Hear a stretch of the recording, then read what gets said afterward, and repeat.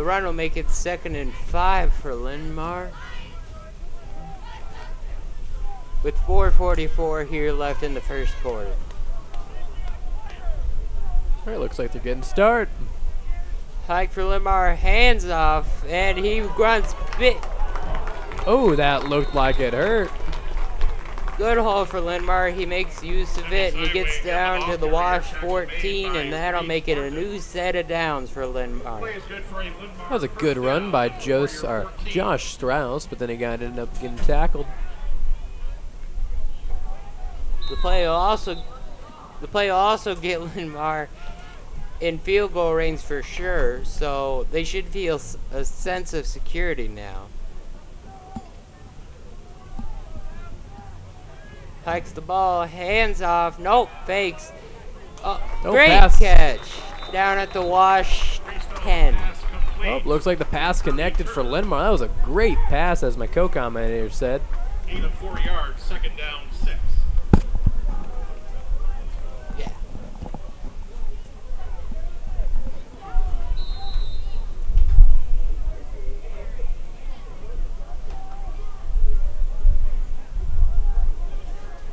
All right, looks like they're getting ready to step back up again. Hike for Linn-Mar. Ooh, looks like they didn't gain any yards on that one at all. Heavy sideway, the ball carrier. Tackle made by Ian Thomas and Rain Weiland. Looks like Ian Thomas tried to stop him from going. Nope, looks like they're bringing Lions are bringing 21 off the field. Help sending in 27. The Alex Stryker is going in instead.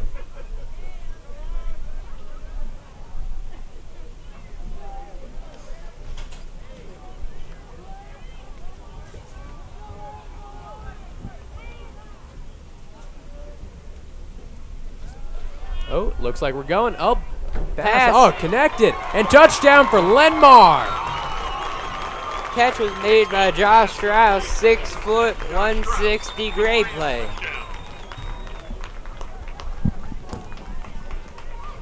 Okay. All right, looks like Linn-Mar's starting to. Are they going to go for a field goal, or are they going to try and pull something that Wash pulled on them? Looks like they're going for the field goal. Wash setting up their defense. Oh, and field. It's blocked. Looks like they bumped that one. Pretty good defense though from Wash to stop that field goal. 6-6 right now. With 2 minutes, 50 seconds left in the first quarter.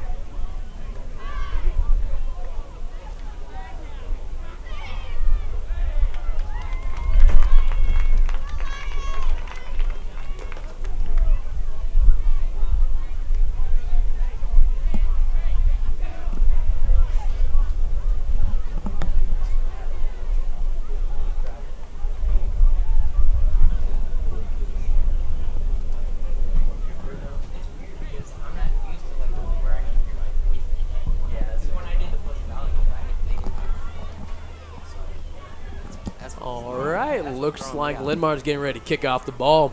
Can Wash receive and maybe get a touchdown on the kickoff. We don't know.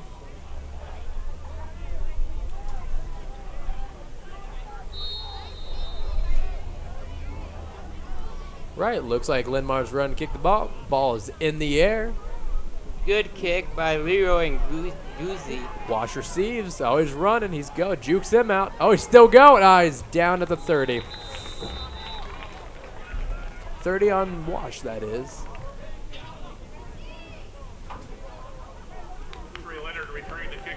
Good run.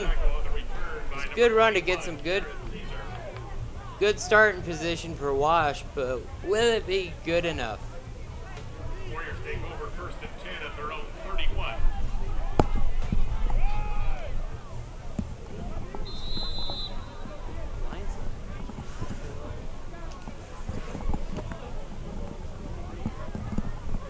Right, looks like ball handoff. Oh, it's still going. Looks like Wash only. Oh, looks like there's a flag on the field actually.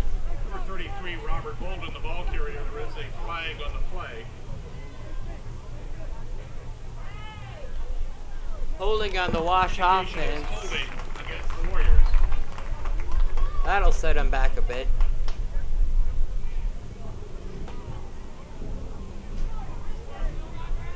To their own 20.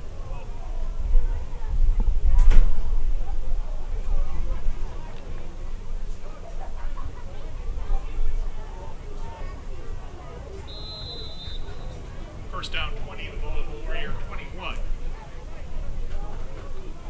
Right, looks like ball's handoff. Oh, he's going through the middle, and looks like he's tackled just after the 20. Gained of about 9 there for Wash. Jared Cedar and Baylor free. No gain, second down 10.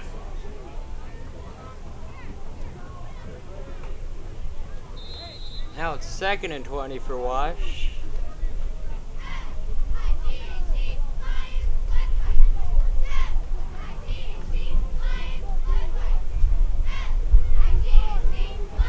Tough play they hope can crawl out of. Right, looks like it's a pass, and the pass, misses. Drew Dostal's pass intended for Braden Eel. Third down 20 from the Warrior 21.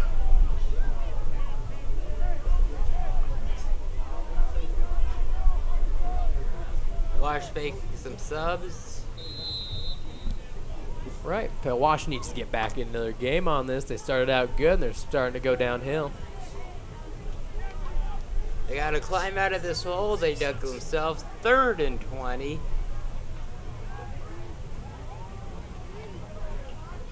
But is it too deep? Right, looks like they're going for the pass. Oh, QB, oh, looks like the ball actually hit the back of number 51's helmet. That QB was put under some pressure there and didn't have any protection to guard him from the Lions. 4th and 20 for Wash, and they'll most likely punt.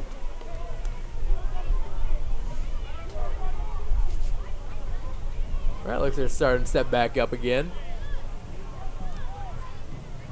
Not a good drive for Wash. So it's full 4th and 20. They got to make this if they can.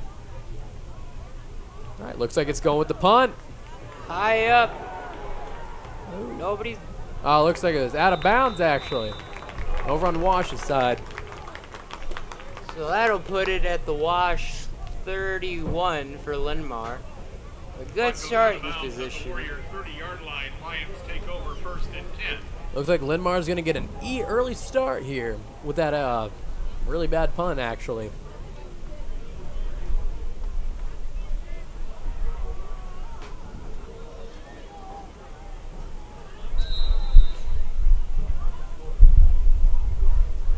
See if Linn-Mar can get a touchdown here before the first quarter ends.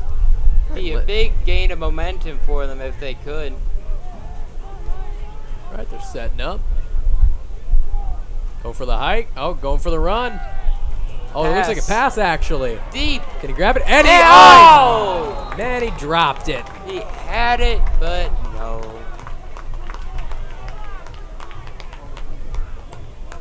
Reese Phillips pass intended for Josh Gassman. That drop pass will make it 2nd and 10 from the Wash 30.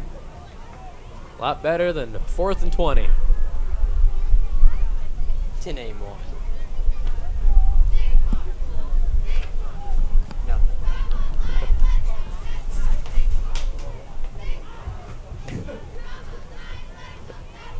All right, looks like Linn-Mar's taking their time to decide what they want to do. Can they get a run? They're going to do a pass. They might go for a field goal. Oh. Right, looks like they're going for a run. Oh, just in the middle of the mosh pit. Gets chopped off at the legs. I think they're still down on the 30, and it's 2 and 10. 3rd and 10. 3rd and 10. Almost the same thing.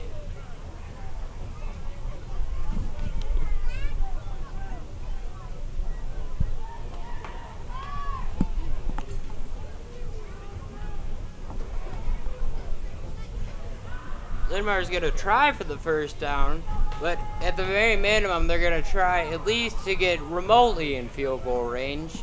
That way, they can take a lead against Wash.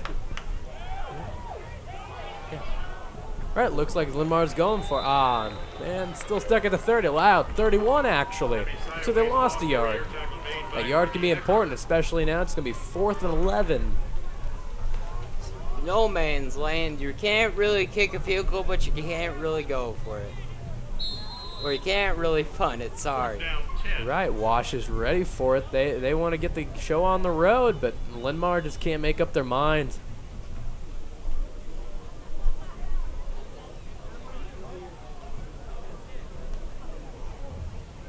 They're just going to let the clock run out here, and no. Oh, looks like they called timeout, actually.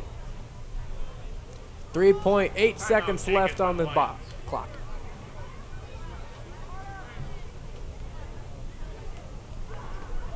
Right, both teams taking a small water break, talking with the coaches. Wash is amped. They're not even over off on the side of the field. It'll be interesting to see what Linn-Mar chooses here.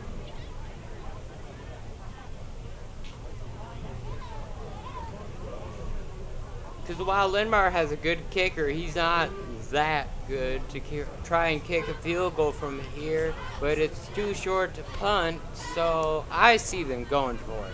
Right, refs coming over. Looks like they're going to discuss what's going on. 20 seconds left on the timeout clock.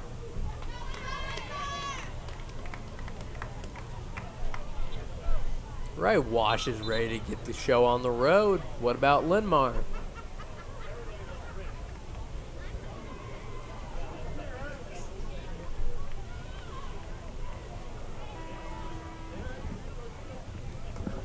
Right, looks like Linn-Mar's getting on the field against Wash.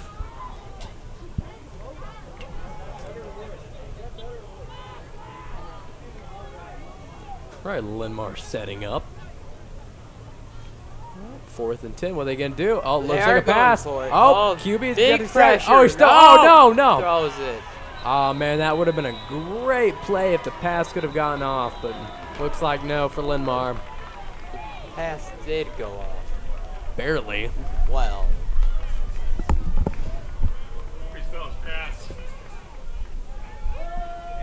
That'll be the end of the first quarter.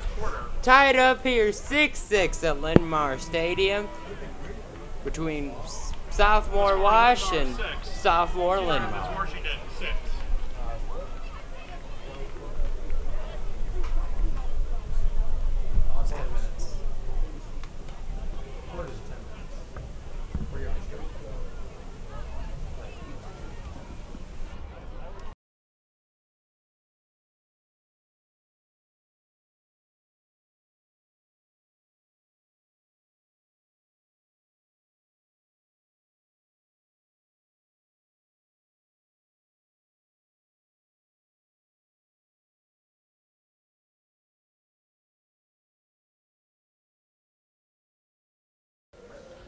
Texting is cool. Driving is cool. Texting and driving, not cool.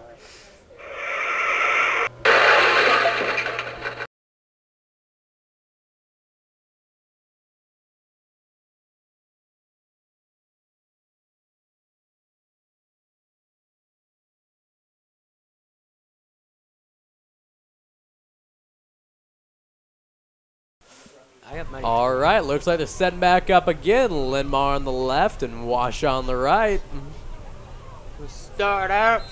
Wash will start out from midfield.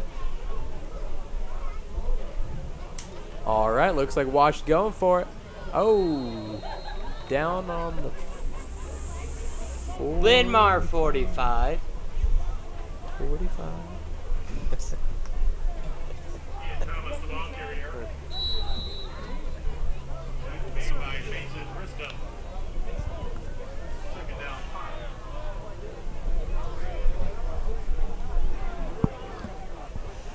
Right, looks like Wash is going for it. Oh, going for the run. Going with Ian Thomas again. Oh, he's going. And offsides. They're out of bounds. Out of bounds, not offsides. Apparently there's a difference. First and 10 Warriors Google it. at the Linn-Mar 39.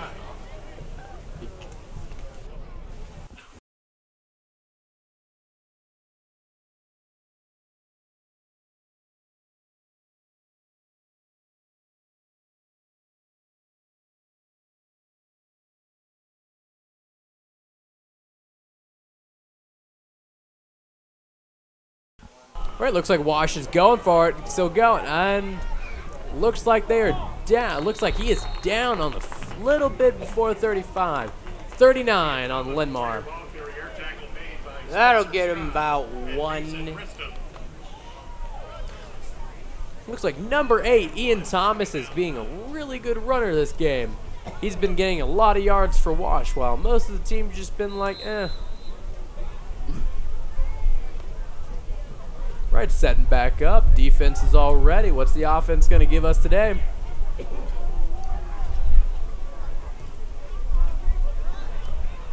It looks like they're going for the run with Ian Thomas again, and he's going. Oh, he's still going. Oh, he's getting dragged down. To the Linn-Mar 29. That'll move the chains for Washington. Carrier brought down. All I can say today, Cole, is Ian Thomas. I'm from Linn-Mar, but I'm rooting for Wash now just because of Ian Thomas. He's been a really good runner with the ball. All right, looks like they're setting up again. They're going to give it to Ian Thomas. I mean, they can't do that all game. Looks like they're going. Pass. To the side. Oh, and he Oh! dropped it. Well, I'm back with Linn-Mar again, not Wash. Pass intended for Trey Leonard. Don't want to be prejudiced, but that's the good side. Second down 10.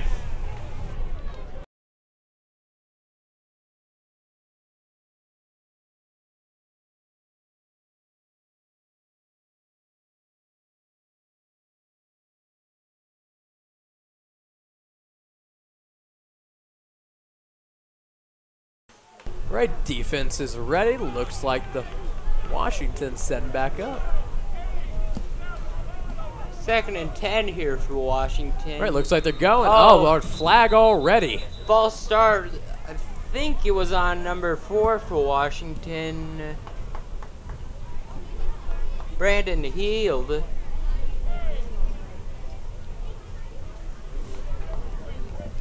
False start penalty against the Warriors.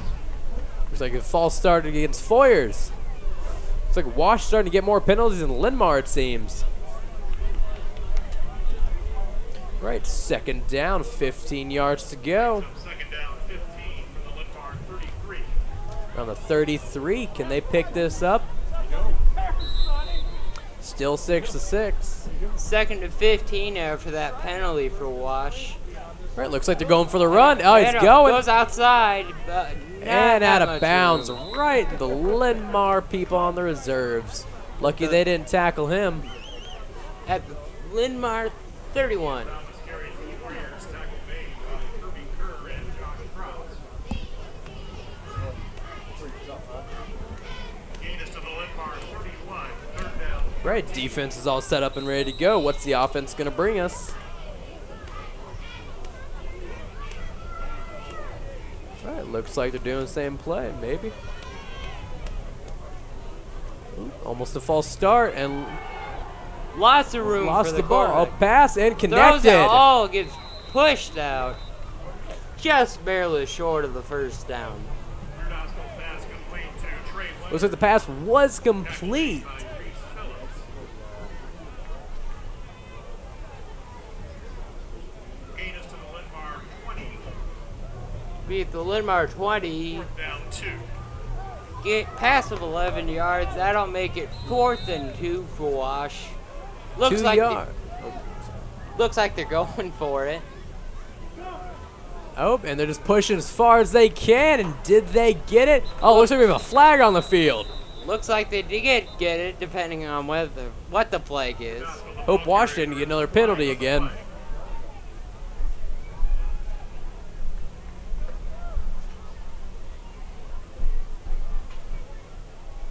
Right, looks like it was a face guard mask grab. Face mask against Linn-Mar. Graphic the face mask penalty against the Lions. Playing the penalty gives the That'll move the chains for Wash for an automatic first down, getting him to the Linn-Mar 11. It looks like Wash is going to move up. Can they get the touchdown? Wash in striking distance, a great chance to get 6 here. Right, looks like they're going for it. Oh, is he Oh, still going? And he's- touchdown for Wash. Ah. number 8, Ian Thomas, carries Ian Thomas is showing to be an exceptional player for this game.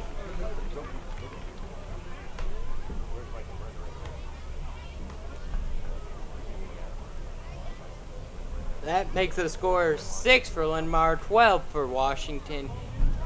This time, however, it looks like they're going to go for the field goal. Right, and they got it off. It's good.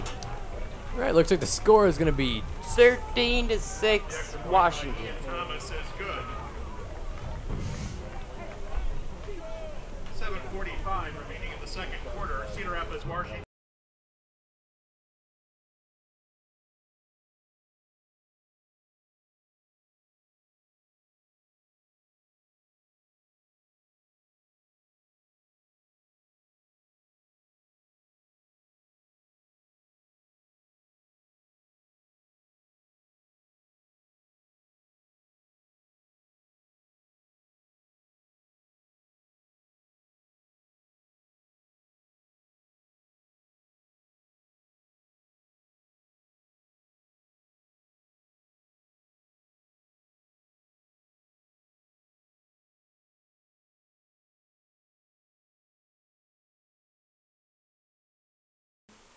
Right, looks like we're live again with the kickoff.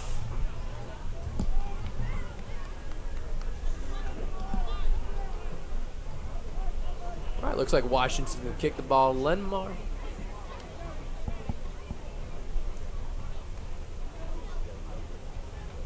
Wash They trying gotta- to punt to the left. They going to do what they did last time? They got a flag for that, if I recall. Right. Ball is in the air, and Linn-Mar receives. He's going. He stopped juking. Um, Down at the 25. Their own 25. Josh Strauss returns the kickoff. Like John Strauss returned the kickoff, but he only got to the 25. Lions take over first and 10. It looks like they're setting back. Linn-Mar pushed a little bit out of their comfort zone, a little bit too close to their own touchdown.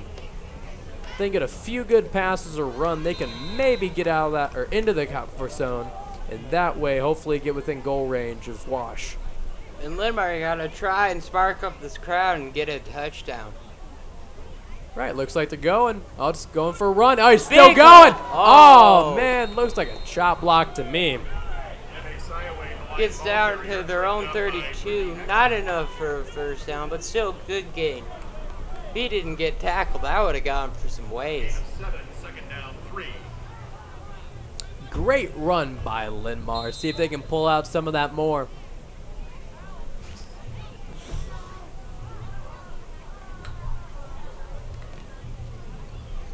Right, both teams setting back up.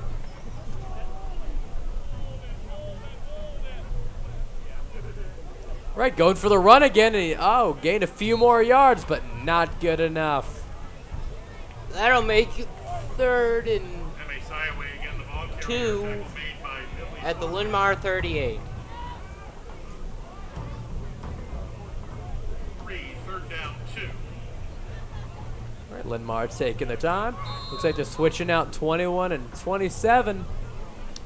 Jared Sizer is taking the place of Alex Stryker.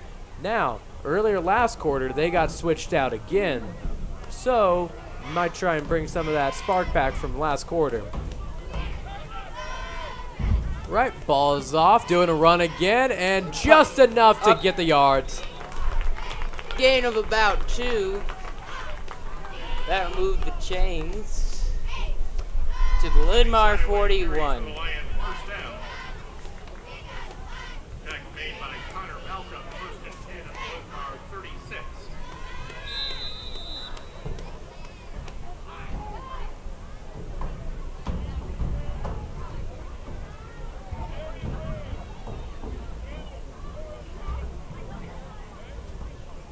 just passing the 6-minute mark here in the second quarter.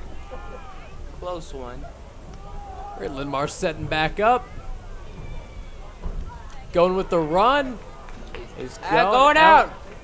Nobody get him. Oh, down around the midfield.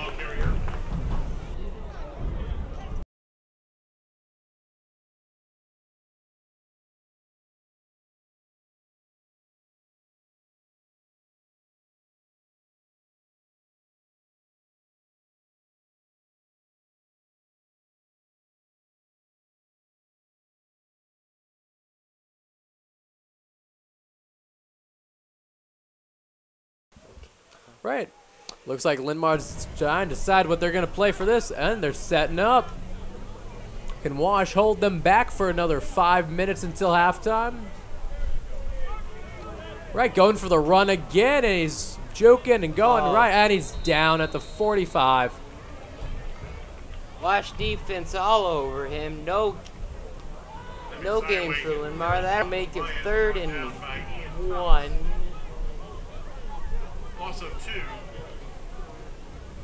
Also 2 yards for Linn-Mar. Right, second down and 1 to go on the 45. Can Linn-Mar get this 1 yard? 3rd and 2nd. Oh, Correct. 3rd and 2nd. Jumbotron's a little slow. Right, looks like they're going for, and he dropped the ball and a fumble on Wash.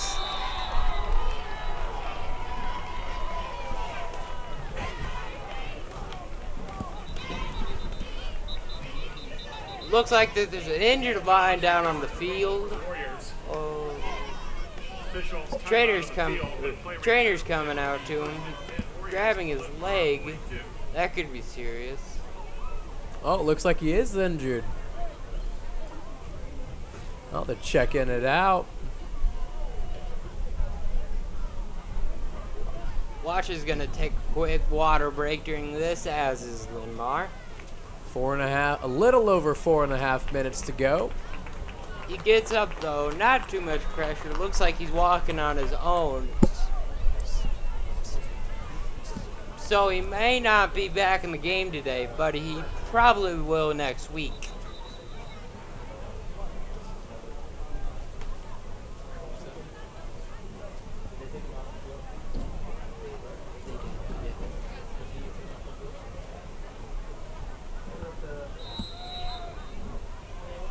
Right, getting set back up again.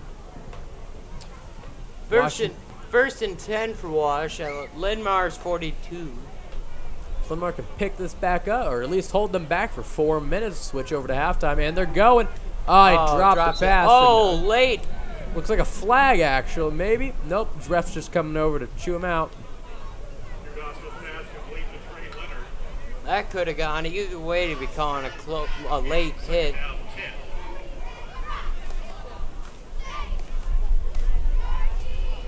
The drop pass will make it 2nd and 10 for Wash.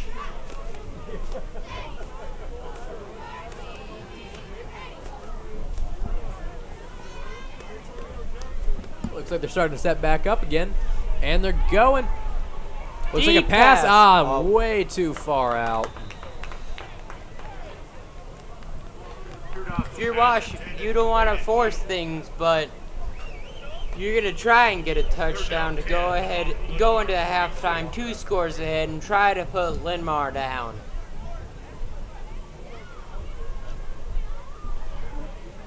Third down, 10 to go on the 42. Can Wash pick this back up and score again? Score 6-13, just to remind those.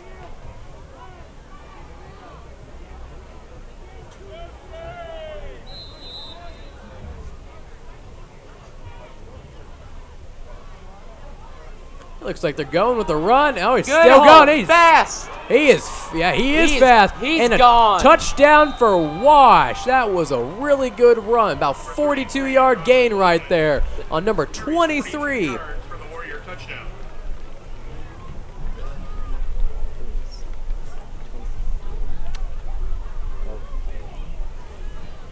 That'll make it 19-6 in Washington's favor.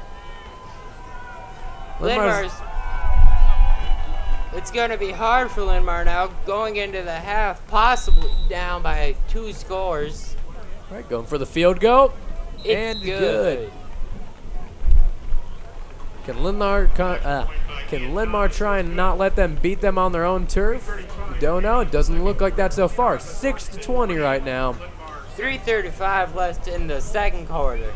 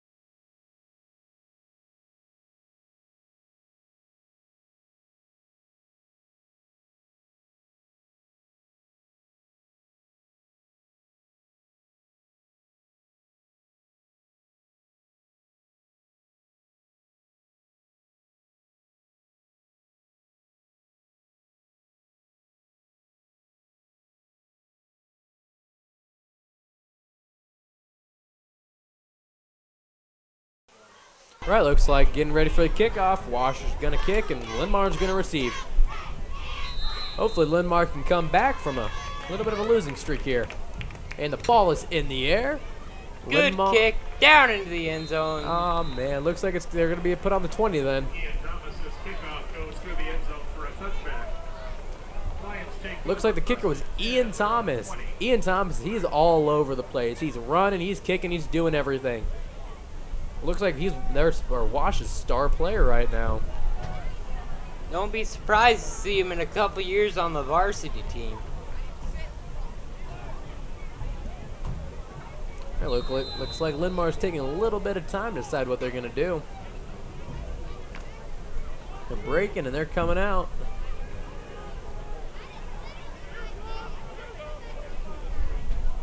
Looks like they're going for the run. Oh, man. Linn-Mar gets stuck, and it'll be lost 1. Down on the 20. Sigh away the ball carrier. Tackle made by Andrew Todd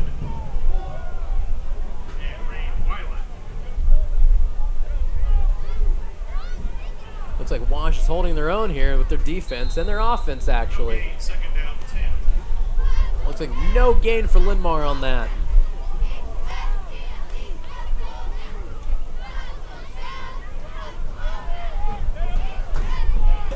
Linn-Mar having some confusion, and I think someone called a timeout. Yep, timeout has been called. 60 seconds left on the timeout clock.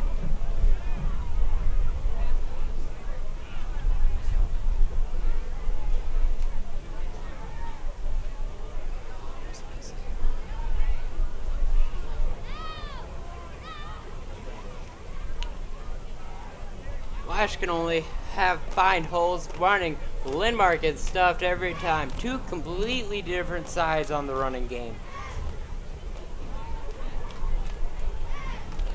Both teams have gone for the deep pass, and both teams have overthrown it.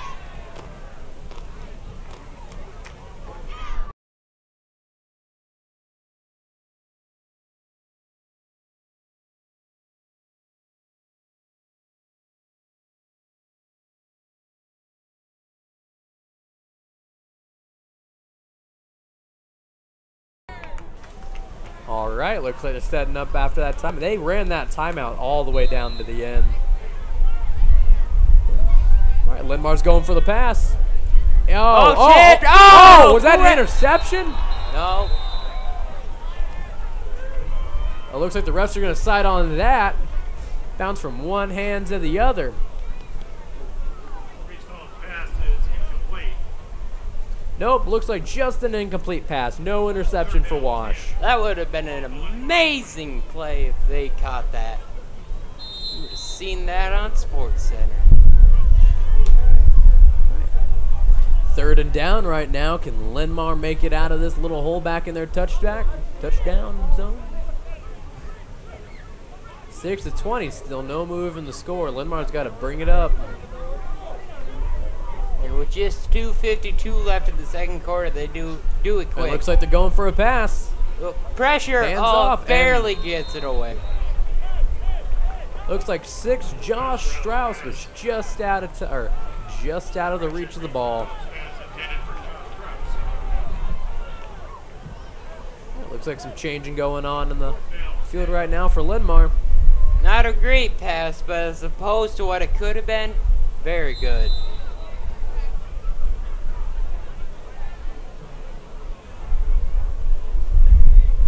Fourth and 10 for Linn-Mar. They're going to punt.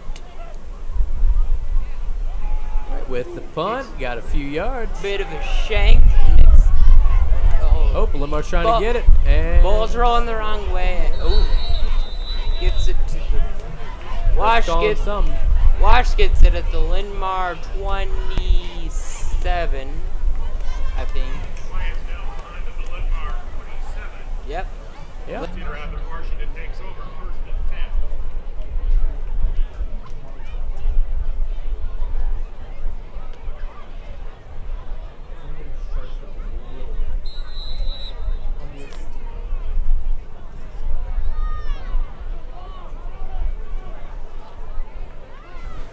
All right, setting back up again. Ball's in Wash's hands now. First and 10. Going for a pass. Oh, looks like a sack. Deep sack. Yeah, Linn-Mar. Linn-Mar's getting fired up. Looks like it'll be all the way back down to the Linn-Mar 37. Second down, 20. That'll be 2nd and 20 for Wash. They had a good chance to go up by 3 scores, but now it's going to be tougher. All right, setting back up again.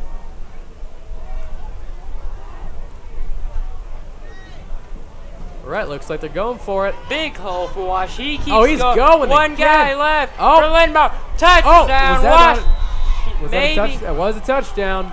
Touchdown for Wash. That'll make it 26-6. Not a great half defensive-wise for Linn-Mar. Barely got that touchdown. If y'all at home noticed, he almost ran out of bounds.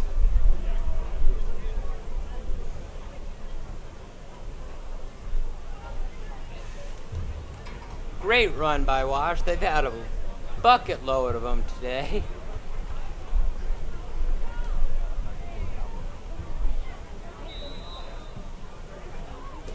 All right, looks like they're going for the field goal, and it's good. Sorry to say, but it looks like Washington's beating Linn-Mar right now to 26-6. Nope, make that 27-6. With 1:51 left here till the half. 1:51 remaining in the second quarter. Cedar Rapids Washington. Right, minute and 51 seconds left till halftime. Linn-Mar trying really desperately to find some hope going into the half. All right, Linn-Mar's getting back on the field. Wash going to take their time.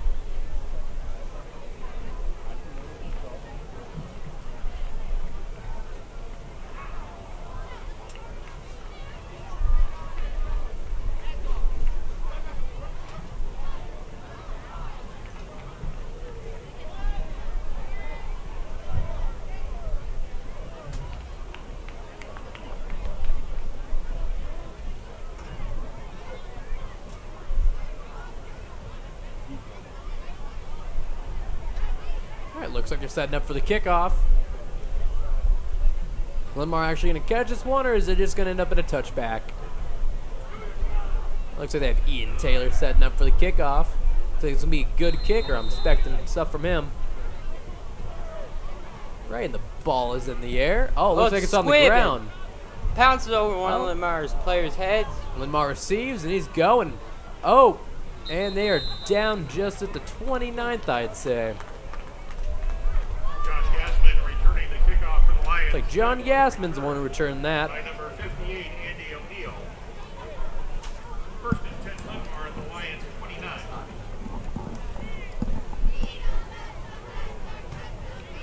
Linn-Mar's going to try desperately with 1:45 left here in the second quarter to score a touchdown. They're going to really have to push to get one.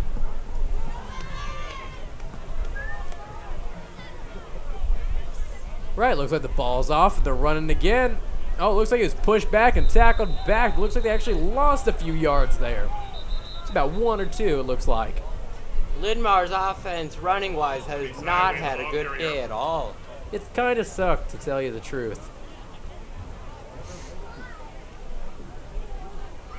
All right, it looks like Linn-Mar's taking the time to reconvene and get their offensive strategy back in place.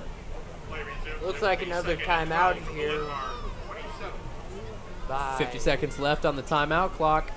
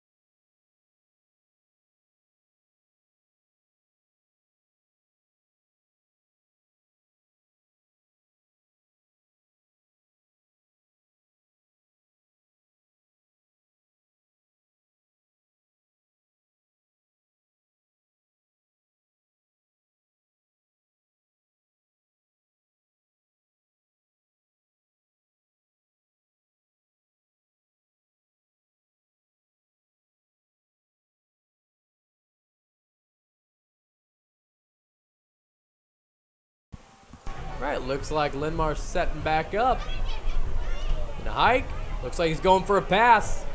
And the ball does not connect. Looks like it bounced and actually a Wash player caught it. If it hadn't bounced, would have been a good interception.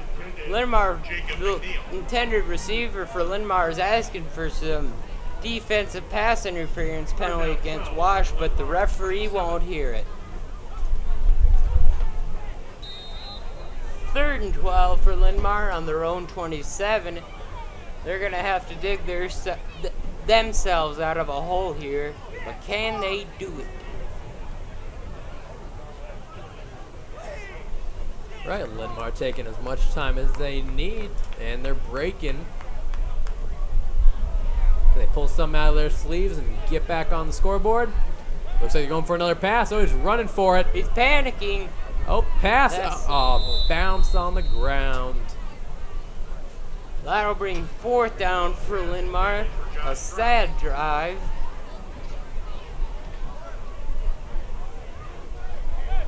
Been more drives this half than Linn-Mar would have liked to seen, but can't change that. 4th down, 12 to go for Linn-Mar. What are they going to do here?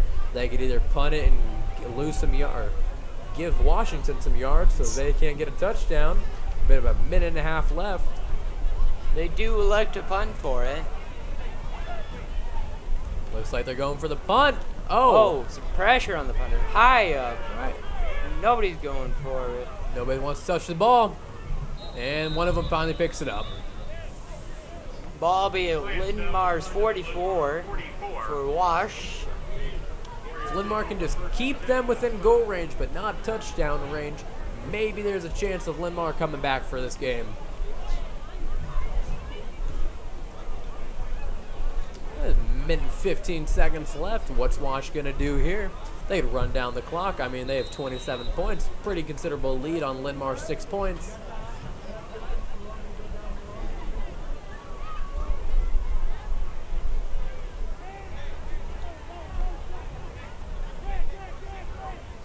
Right, looks like they're going for the pass. And it's going. Is he going to catch it? No. Almost! So far, Washington has had 2 very good runs this game for a considerable amount of yards for a touchdown. Can they do the same thing with their passes? Doesn't look like it, though.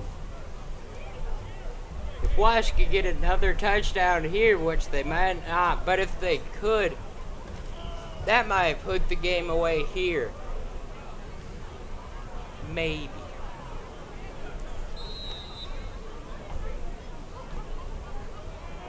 It looks like they're starting to set up again.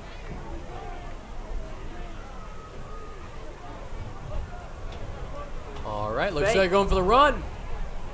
And they only gained a few yards on that one. Did they? with a minute left.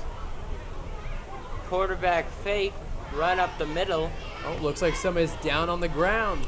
It might be their quarterback. Timeout taken by Cedar Rapids Washington. Yep, does look like their quarterback, Andrew Dostal.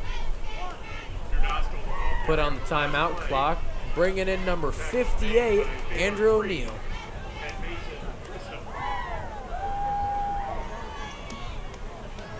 Both teams taking a water break, probably the last before the end of the half. Actually, scratch that. Does not look like the QB is down. It looks like it's number 54, which is Benjamin Nassif. And it looks like he's being helped off the field. Don't know the injury quite yet.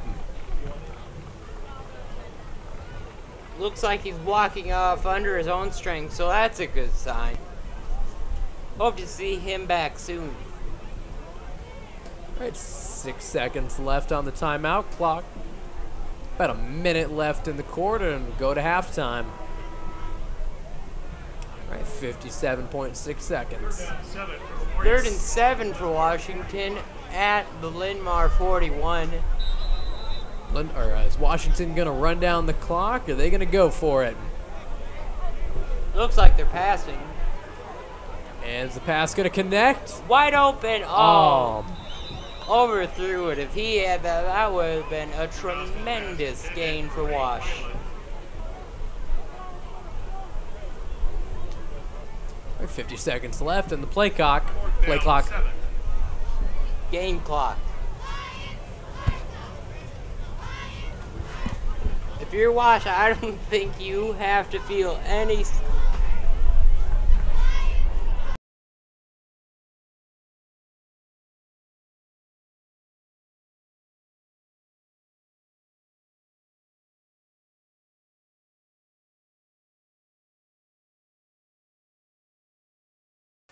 All right, looks like he almost got tackled and recovered from that and then got tackled a second time.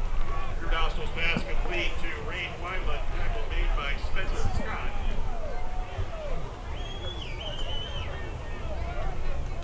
Plays good for a Warrior first down at the Linn-Mar 32.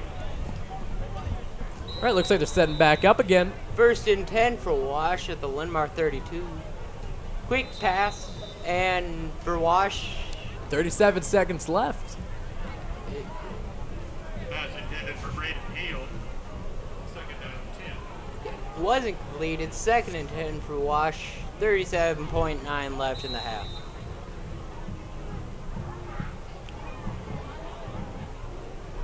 All right, setting back up again.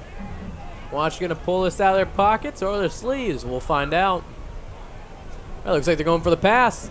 Looks like overthrow. Interception! For Linn-Mar. Oh, they're still going, actually. Lobs it.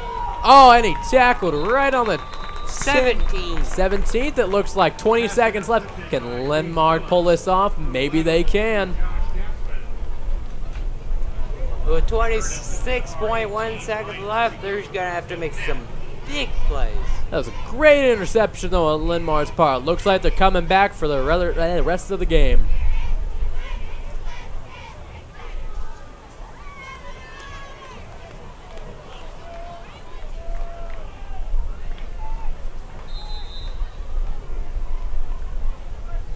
Going into the locker rooms, this is not what Linn-Mar had in mind at the end of the half. It looks like they're going for the run. And they're tackled on the 15, it looks like. 15 seconds left on the play clock, or game clock. And it looks like Linn-Mar is going to let the clock run down, and they're going to go into the locker rooms with their heads down. Right, looks like the second quarter is over, and we are into halftime. 6 Linn-Mar, 27 Washington. Halftime score. Cedar Rapids, Washington. Meet you back up at the beginning of the second half.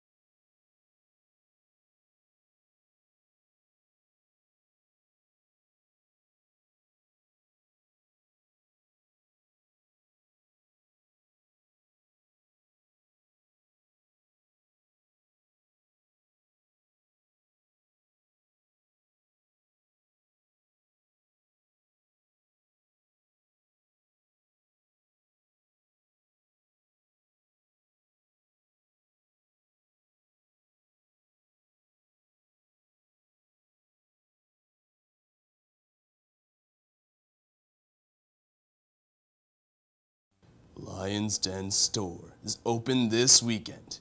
It's the only place where you can get the official Linn-Mar gear. T-shirts, sweatshirts, shorts, and much, much more. How much more? Much, much more. Check it out this Saturday from 9 a.m. to noon. What time? 9 a.m. to noon. In the Lower Commons. Saturday, 9 a.m. to noon. See you there.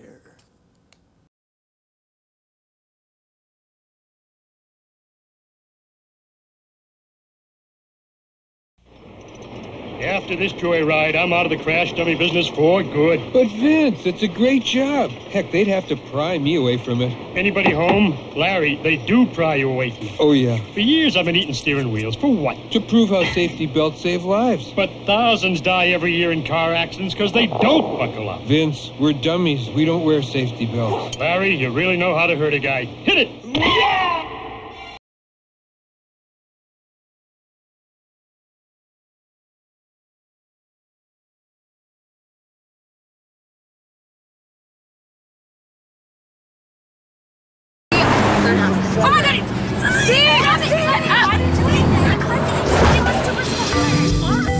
Do you have a problem with your friends driving recklessly? With your friends endangering your life? I'm here to tell you that reckless driving is the #1 cause of teenage deaths. But with new and improved Slow Down, you don't have to die. He's right. We should slow down. In the real world, there is no spokesperson to prevent reckless driving. There's only you. Speak up. Kim, pay attention. Sophomores, juniors, and seniors. It may feel like high school goes on forever. But trust us, you won't be here at Linn-Mar forever. Have you figured out what you're going to do with your life? Now's the time to take a look at different careers before you get trapped in a job you hate. Job shadow applications are now available in the counseling office. Any sophomore, junior, or senior is eligible. Hurry, the deadline to sign up is coming up fast. See Ms. Zigdema in the counseling office today. Today.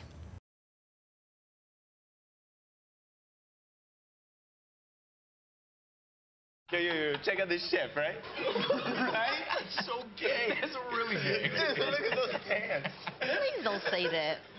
What?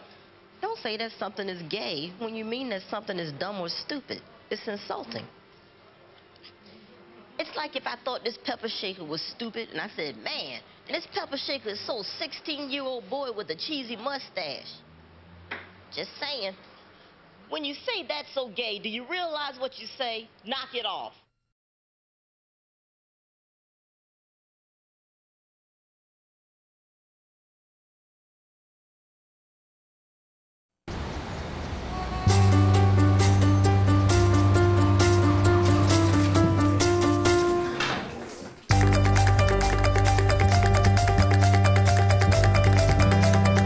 Big dreams and good grades aren't enough to get into college.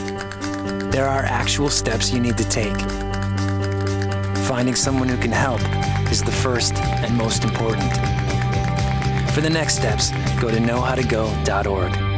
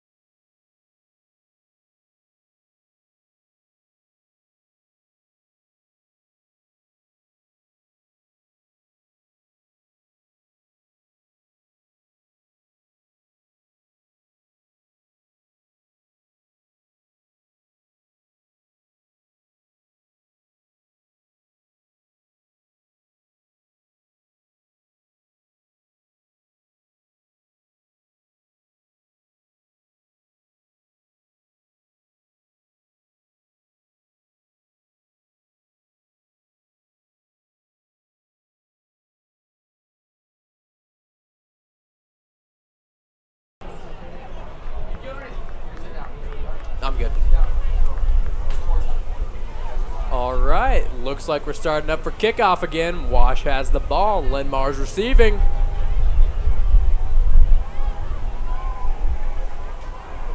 Wash kicker taking some time, having a little chat with the ref.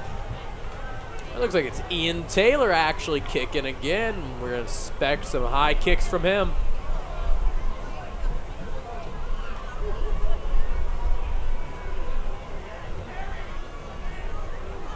All right, getting ready for the kick. Got some jumpers in the line. And going for the kick. Ball is in the air. Squid. Linn-Mar receives, and they're going, and they're pushing through the trench, and they are down just close to the 45. Looks like the 43. Kirby Kerr returns the third quarter kickoff. Linn-Mar's going to come out hoping they have a better second half than they did first half, because that first half was not good at all. Or as my commentator would say, it's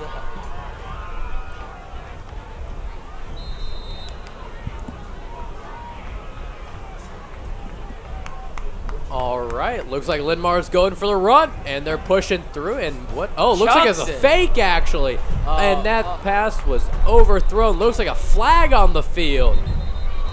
That was a pretty good fake by Linn-Mar, even duped me. looks like it was by the receiver. Might be pass interference. Pass interference on Washington.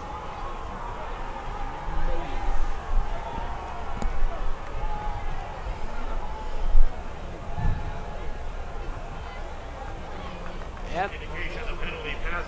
Pass interference on Washington. That'll move it ahead for Linn-Mar to the Wash 43. All right, looks like the defense and offense is setting up the pit against each other.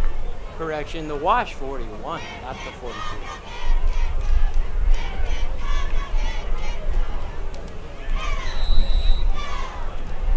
Linn-Mar moving fast here early in the third quarter, trying to make up lost ground from the first half.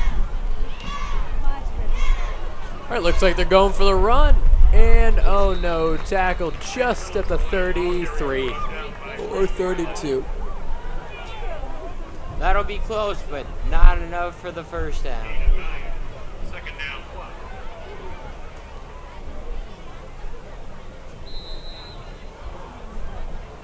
Right, Linn-Mar taking their time as usual to set up their offense.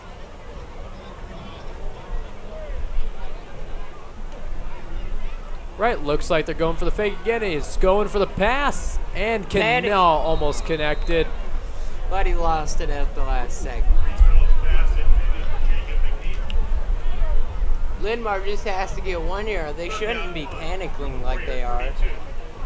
The drop pass, that'll make it 3rd and 1 on Washington's 41.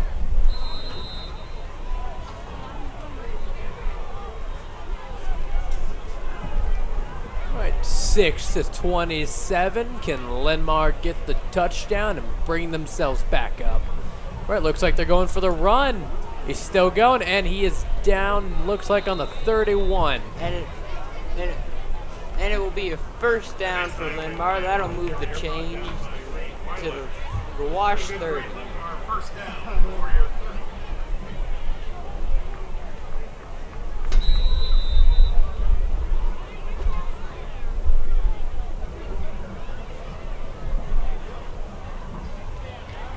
Right, looks like Linn-Mar setting up with the offense.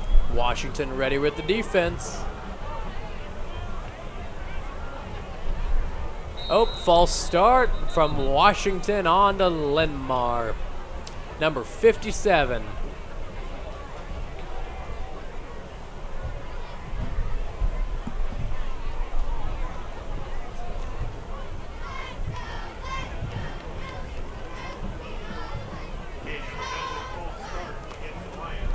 False start against the Lions on Wash. Looks like Linn-Mar is going to gain a little bit of yard on that. They're going to lose a little bit of yard on that. No, Washington's. Oh, never mind. My fault.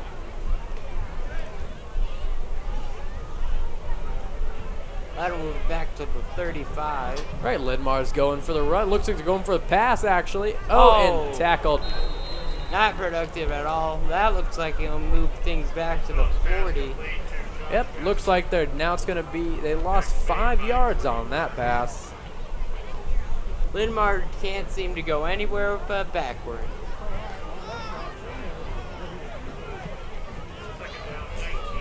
That'll make it 2nd and 19 from the Wash 39. All right, Wash ready to get the show on the road. So Linn-Mar lining up.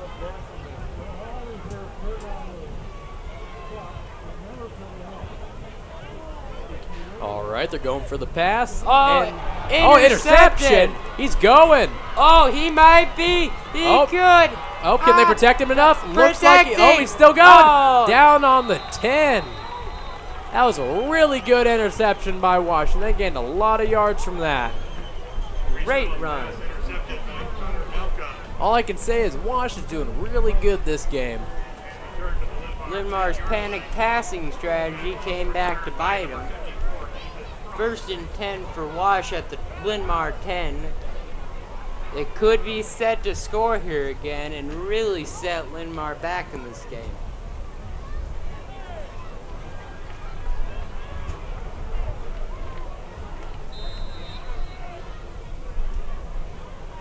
First and goal Warriors at the Linn-Mar 10. Right, Wash setting up to try and get the touchdown. Oh, false start it looks like. Let's see what the ref has to say about this.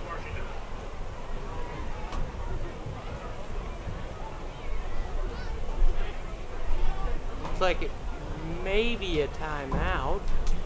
Yep, it is. Timeout. 50 seconds left on the timeout clock.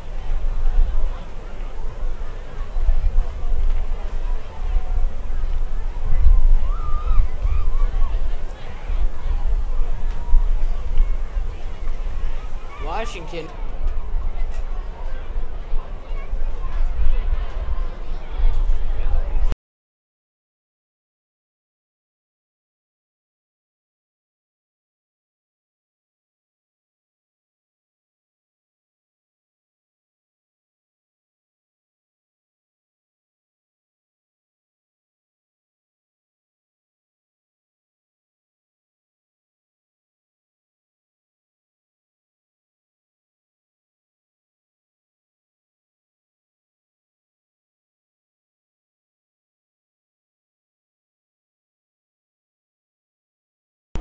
Looks like Wash is lining back up. Washington in striking distance of making this a 4-score game.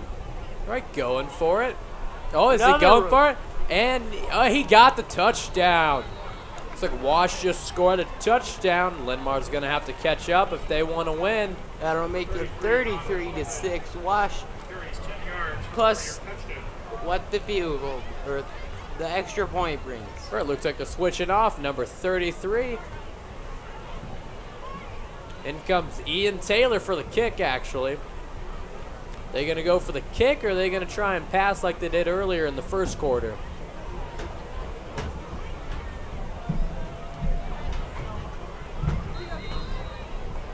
Looks like Wash is nope, they're going to kick a field goal. Right, they're going for the kick. And it is good. Score is 6-34. Linn-Mar's going to have to catch up. That was, I believe, Wash's 3rd rushing touchdown, and that's how their offense has really moved today. If Linn-Mar's even going to scratch the surface of coming back in this game, their defense has to stop the run.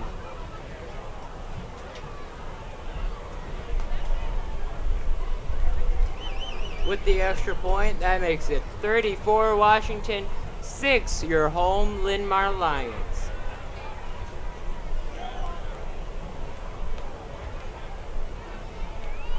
All right, getting on the field for the kickoff. Linn-Mar receiving, Wash kicking. 7 minutes and 25 seconds left on the game clock.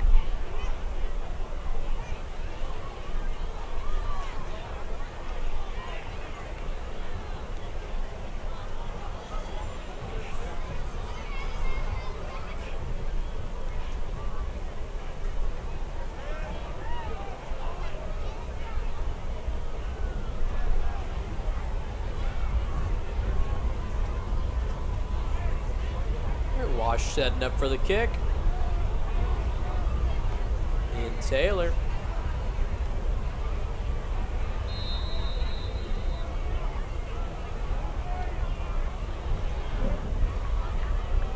Right, kicking off, and the ball is in the air. Can Linn-Mar receive? They do. Yes, they do. And he's going. And looks like he's actually tackled at the 23. It's only the third quarter, but I think that if Linn-Mar is going to get back in this game, they have to score a touchdown on this drive, or it's going to be near impossible to get back in it. Linn-Mar taking their time to select their play.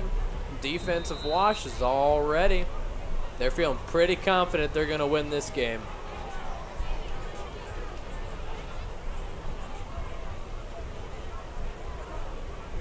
All right, looks like they're going for the run, and goes outside. Breaks the tackle, and then pushed out of bounds. At the 30. So they gained some yards on that. Good for Linn-Mar. Gain of about 5. It's a slow drive, but it's going.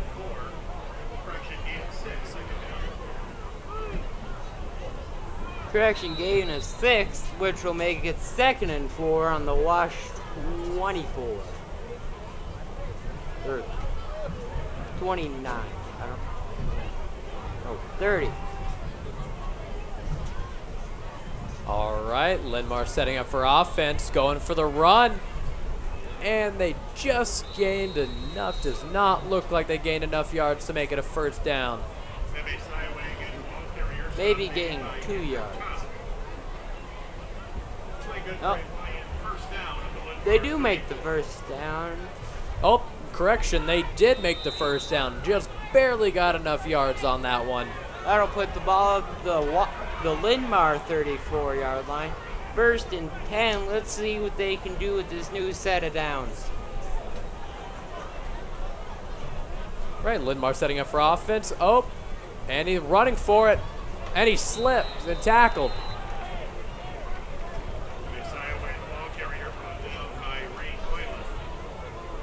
Right, still first down and 10 to go on the 34. Score still sticks to 34.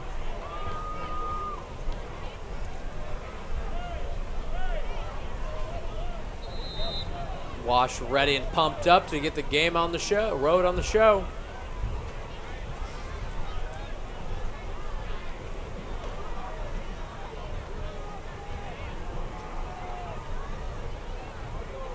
Right, they're going for the pass, actually.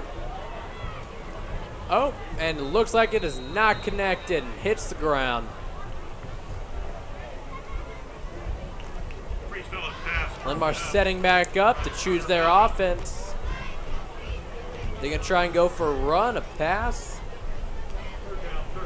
That'll make it 3rd and 13 with the incomplete pass at the Linn-Mar 31. This is really testing time now if you're Linn-Mar. All right, looks like there's about 6 minutes and 3 seconds left in the quarter. Linn-Mar's really got to pull this up, or it doesn't look like they're going to win. If they're going to try and get back in this game, this is the play that decides it. Right, looks like they're going for the pass. Big, deep throw, and it does not connect, overthrown. And that'll make it 4th and 13 for Linn-Mar, and they're going to have to punt. Well, they might try something risky here and try and go for it, but that'd be pretty unwise in their position. Linn-Mar was coming out hoping to change what happened in the first half, but this drive is just a repeat. Right, both sides setting up.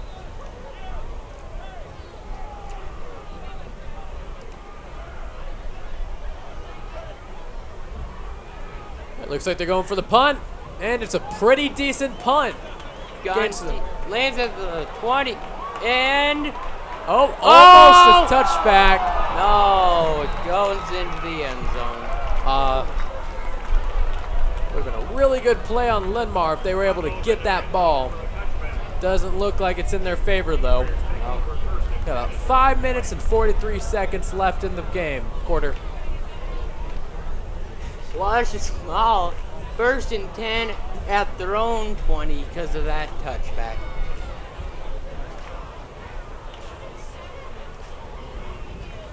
Linn-Mar might be able to hold Wash back on their drive. Don't know yet, since it's going to be the first play.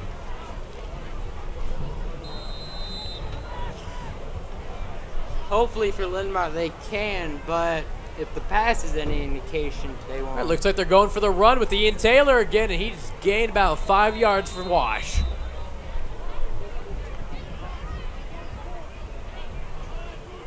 Right, if Wash can keep it up with Ian Taylor and their runs, looks like they might get a touchdown before this quarter ends. Also looks like there's maybe an injured Wash player down on the field. Looks like the 3rd injured player for this game.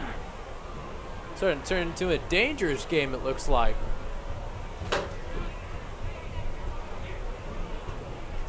Two injured for Wash, 1 for Linn-Mar.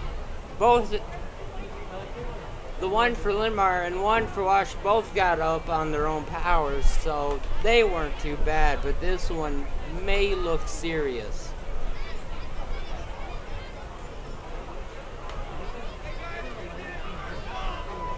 Wash just huddle around their fallen comrade.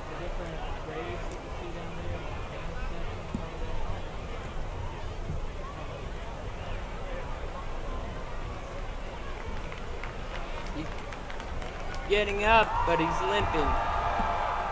Right, oh, it looks like it was Ian Taylor that got injured. Don't know if he's going to be in for the rest of the game. Wash might actually start losing because of Ian Taylor being out on the field. That's a big blow for Wash. He was the one key to your offense, but he individually have built up a pretty good lead. So as long as Washington doesn't try anything risky, they should be okay.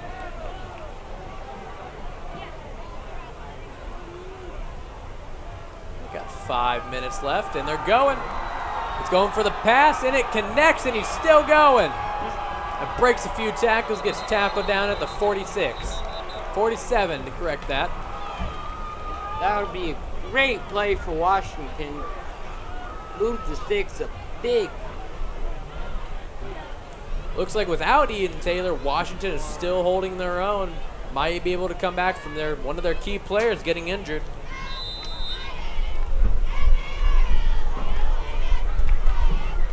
Right, setting back up. Right, they're going for the run. Big opening. Oh, almost stumbled. He's still going.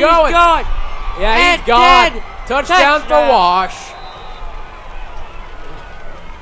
Looks at that number 33, Robert Bolden. He's gotten a few good runs this entire game, and he's another key player. Score now is 6-40. Doesn't look like Linn-Mar's going to be able to pull out this one, but they might. Crazier things have happened.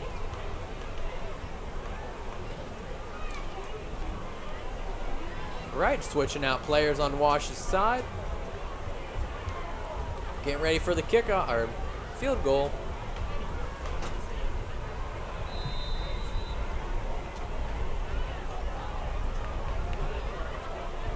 All right, and it is good. Score is now 6-41. Wash winning. About 5 minutes to go in the 3rd quarter. Although you never want to as a team, Linn-Mar has just about given up all hope of winning this.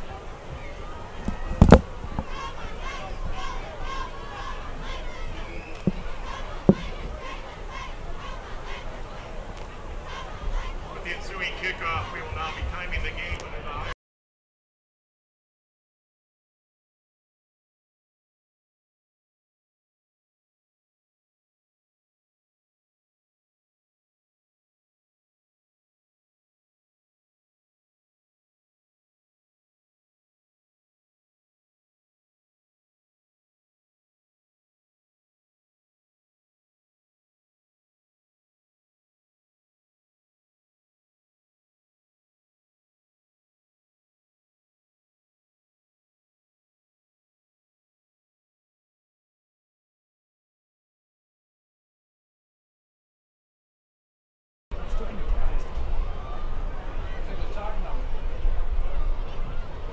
Looks like they're talking about possible continuous clock. For those that don't know who it was, if the opposing team gets up high enough, then the clock just keeps on running. All right, setting up for kickoff, Wash sides.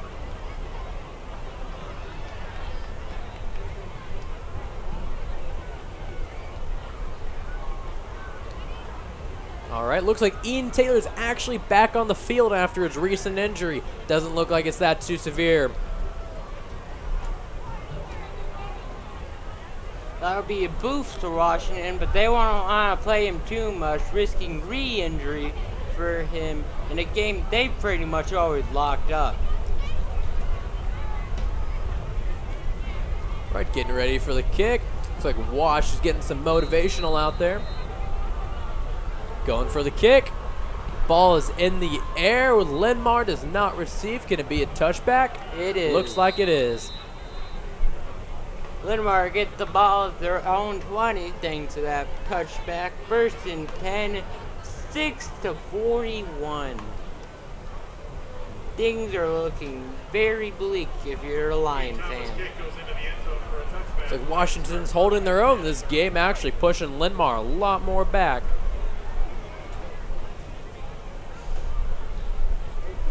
All right, Linn-Mar deciding what they do.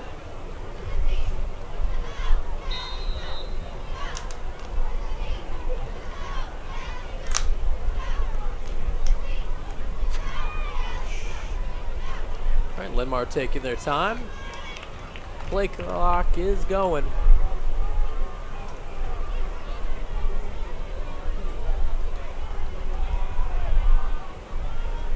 right, both sides setting up. Linn-Mar's gonna have to quick up delay of game. That'll move the chains back 5 for Linn-Mar. That would make it 1st and 15 from their own 15. Not a great start to this drive for Linn-Mar. Linn-Mar doesn't want to get pushed back too far and might turn into an extra 2 points for Wash. Or even worse, Linn-Mar might fumble it, and that could be easily as Right, looks like they're going for the run. Oh, breaks the tackle. And gets, oh, he breaks another one and down on the 18th, it looks like. 19th, correction. Gain of about 4.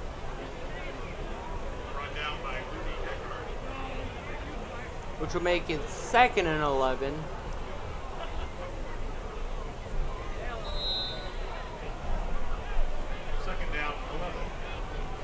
All right, Linn-Mar taking their time, switching out players. Right, they're breaking, setting up for their offense. So some taunting going down in the trenches for the linemen. And looks like they're going for a run.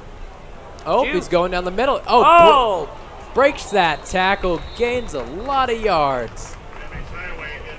Plows right through a Wash player. Pretty good play on Linn-Mar, or by Linn-Mar so far. Looks like it's 4th and 1 now. They gain this 1 yard. Beautiful weather here at Linn-Mar Stadium. 73 degrees, not a cloud in sight. Couldn't have asked a better night for football. No matter what side you're on. All right, correction, 3rd and 1st. 3rd and 1. All right, looks like they're going for it. 1 yard. Oh, he's still going. Trying to fight for that 1 yard, and they're out of bounds. Looks like they did get that first down. Linn-Mar's coming back. They only got 3 minutes, though, to go in the 3rd quarter. 1st and 10 at the Linn-Mar 36.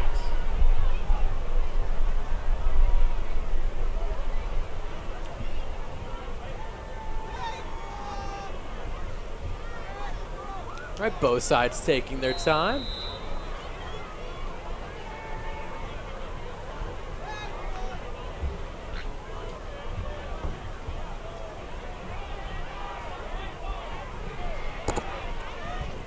Right, Linn-Mar breaking to get on the offense.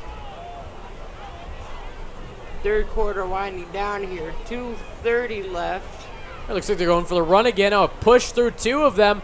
Get that ball for an extra few yards. still won't be a first for Linn-Mar. Get it down around the 40. Gain of 6, which will make it 2nd and 4.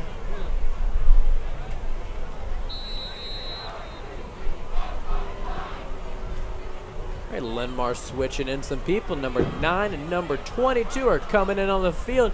Be Reese Phillips and Jacob McNeil. All right, setting up for the play. A minute 50 left. Look, going for the run, pushing through the tackles. Looks like we're getting some feedback from the audience trying to urge their Lions on to victory.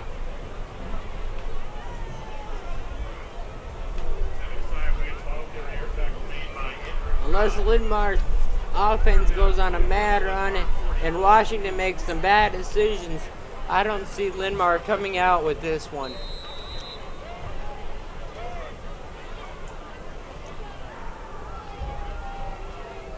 Hopefully Linn-Mar can do better in the varsity game right after this. Right, setting up for the play. Looks like going for the run. Oh, he's going. Oh, break one tackle, down with the second. Down at the 44. Wash 44, yep. Right, 55 seconds left in the 3rd quarter. Linn-Mar's got to hurry. Makes it 1st and 10. And Linn-Mar running down the clock. 1st and 10 Linn-Mar at the Warrior 44. Switching number 23 and 22 out. Jacob McNeil's back on the field. Looks like going into the 4th quarter, it'll be 6-41 Washington. Unless Linn-Mar gets an amazing play here, looks like they're going for the pass. He steps back, oh, no, pressure. Running. Oh, and it's only 8 seconds left in the 3rd quarter. Looks like we're going to transition right over to the 4th. And that sack will end the 3rd quarter, with the score being 6-41 Washington. I really hope Linn-Mar can pull back on this one. They only got 10 more minutes left to make it count.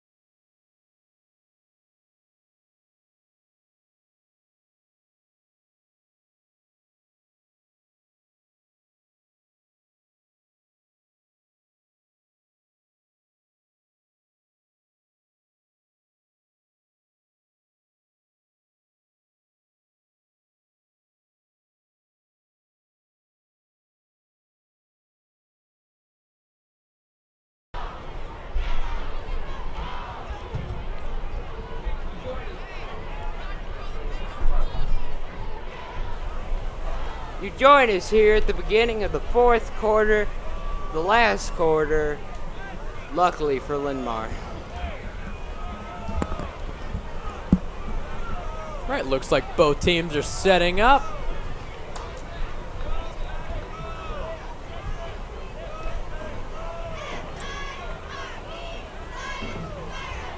Right, can Linn-Mar pull this off?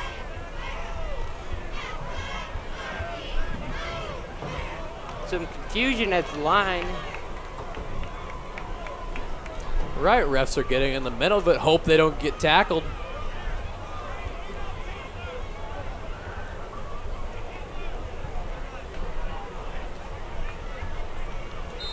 Looks like it's 2nd down, 19 to go for Linn-Mar. Going for the pass. For the run. Oh, go for the run, actually. Oh, does not look like they get that. Looks like they lost a few yards on that, actually. Bringing it back to the 42. Should be a loss of 5, making it 3rd and 24.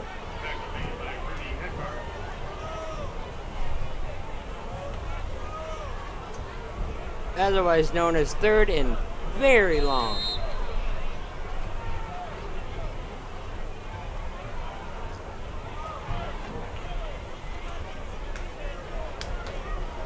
Third and 25. Linn-Mar's really going to have to pick this up. They could try a Hail Mary, but all right. Looks like they're going for the pass. And the Hail Mary. Overthrown. That was not a Hail Mary. Wow. It was long.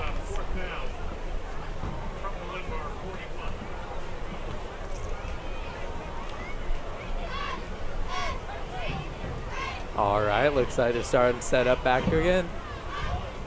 All right, Linn-Mar breaking to set up the offensive line. Getting some moral support from the cheerleaders down there. Doesn't look like the audience wants to give any support, though. They're quiet. All right, setting up for the play. Looks like they're going for the punt. And it's a pretty decent punt. Looks like it's going out of bounds. At the 17 for Wash. Now, Linn-Mar's only got about 8 minutes to keep Wash back from scoring. Well, it doesn't look like they're going to come back from this, but the least points that Wash scores, the better for Linn-Mar.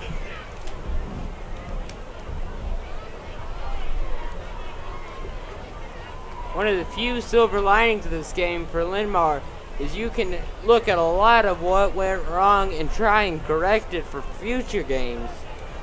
But other than that, not much to look at in this game for Linn-Mar. All right, they're breaking. Wash is coming up for the offense.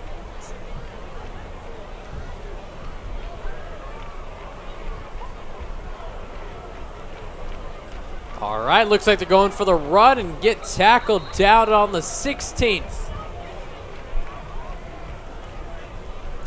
With that continuous play clock going, it doesn't look like Linn-Mar is going to be able to pull this through. All right, 2nd down, 8 to go on the 19th of the 4th quarter. 7 minutes left here.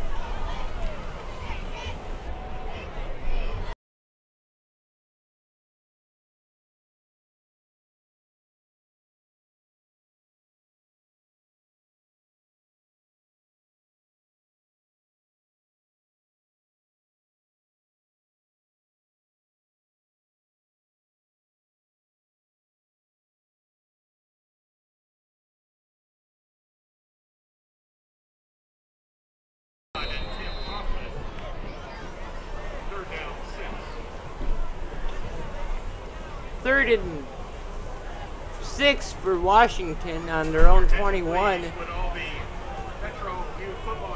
6:25 here left in the 4th quarter, and both teams are just waiting for the clock to run down.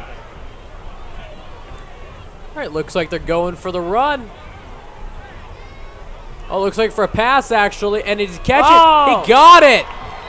Nice pass by Washington. Great catch. Completed to Trey Leonard. 6 foot, 170. Great athlete. All right, looks like they're moving down the field to set up. Looks like Linn-Mar's not going to be able to hold Wash back this time around.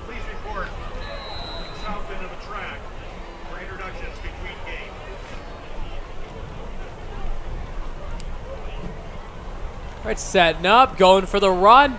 To the left. Oh, he's going. He's still going. Oh, he's Great. still going. Oh. Ian Taylor tackled at the 10-yard line. Ian Taylor is shown to be an exceptional athlete in this game for Washington. Hopefully we could trade and we get Ian Taylor for Linn-Mar. Doesn't look like that's going to happen, though.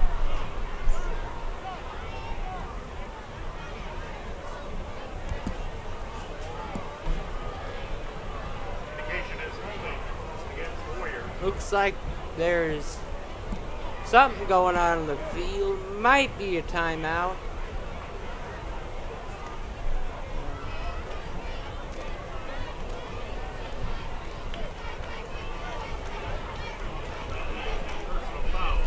Right, they're setting up at the 45. First and 10 for Wash. Don't know what Linn-Mar's doing. Possibly yes, it does look like an injured player. Don't know which number who. It's a second for both teams. Got up. It looks like it was Neem Sue. Sorry if I butchered the name, but it looks like he was injured and walked off the field.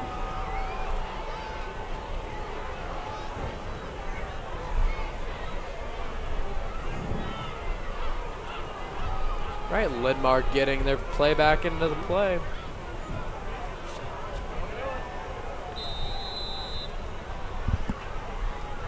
First down, 14. Right, setting up for the play. Looks like Washington's running for it. They don't get anywhere. Might be the first time we said that about Washington's running game today. Looks like Washington doesn't really care if they score at this point or not. With only 4 minutes and 50 seconds left, it looks like they're going to win unless Linn-Mar has an amazing comeback.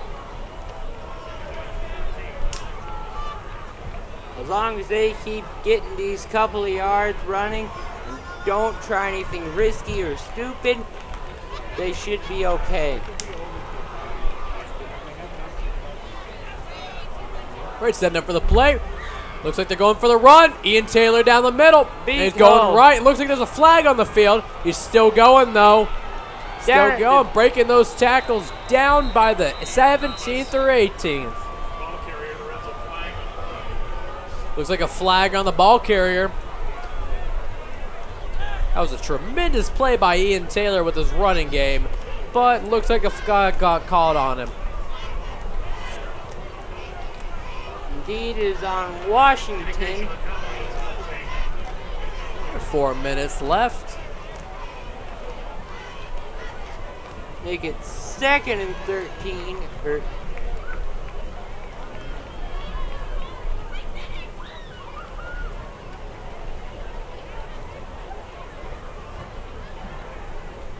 Second and 20, sorry, at their own 49.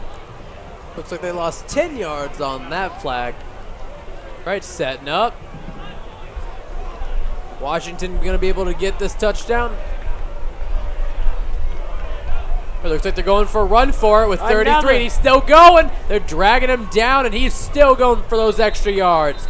Looks like he's down on the 32nd or 33rd. Tremendous play by Robert Bolton. Him and Ian Taylor have been exceptional runners this entire game. Doesn't look like it's enough for the first down, though. So that'll bring up 3rd and 1 on the Linn-Mar 32. Right, setting up for the play. Oh, looks like they're going for it. Flag on the field.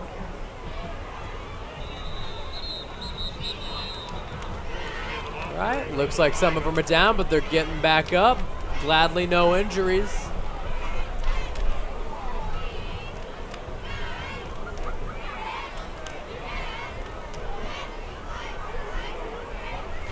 Right, both teams setting up. Only 3 minutes and 20 seconds left in the quarter. Another penalty on Washington. That'll move them back. And they just gained some yards, too. Such a shame. Make it 3rd and 16. Big difference from 3rd and 1. It's at the Linn-Mar 47. Right, 3 and 16. All right, and they're running for it. It looks like he's pushing for those extra yards, and he is down.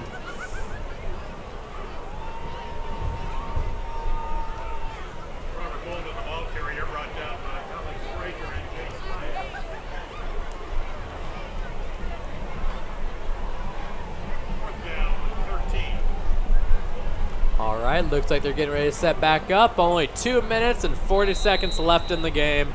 Does not look like Linn-Mar is going to be able to come back from this, but they're putting up an exceptional fight for it. 4th and 13. All right, looks like they're going for the punt. And it's a touchback. That'll put the ball. That'll put Linn-Mar on their own 20. First and 10. And they're just gonna try and run out the clock and hope this day ends.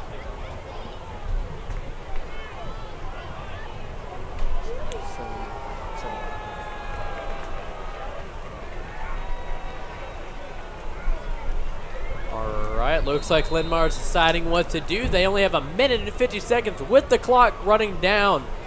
They might as well just run the clock down. That's what they looks like they're doing. Oh, they're actually switching players. Sending number 6 off the field. And number 10's going off as well. Looks like they're going. And they're pushing for those extra yards. Does not look like they gained much though. Just over a minute left here in the fourth quarter. I don't even think Linn-Mar's going to try for a touchdown. Linn-Mar's just dealing its death throws at this point. Not really trying to make a difference in this game. All right, minute 22 seconds left. What's Linn-Mar going to do on this?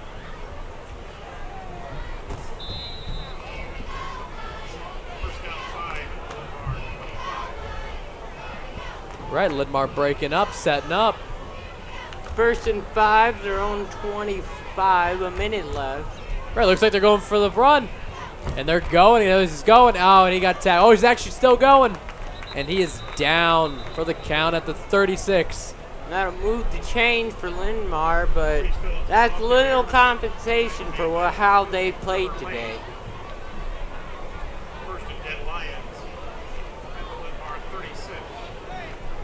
Right, Linn-Mar breaking. 41 seconds left on the play clock. All right, they're going for the run. He's still going. Gaining those extra yards. Looks like he's down on the 42nd. And that'll be a first down for Linn-Mar. 25 seconds left on the clock. They better hurry. They're not going to get a touchdown. Could they pull a Hail Mary? Maybe so.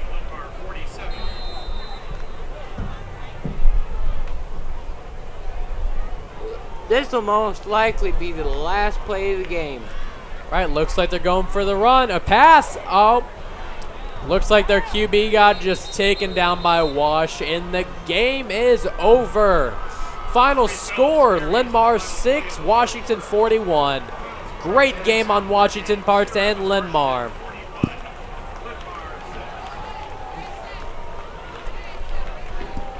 Thank you for joining us tonight.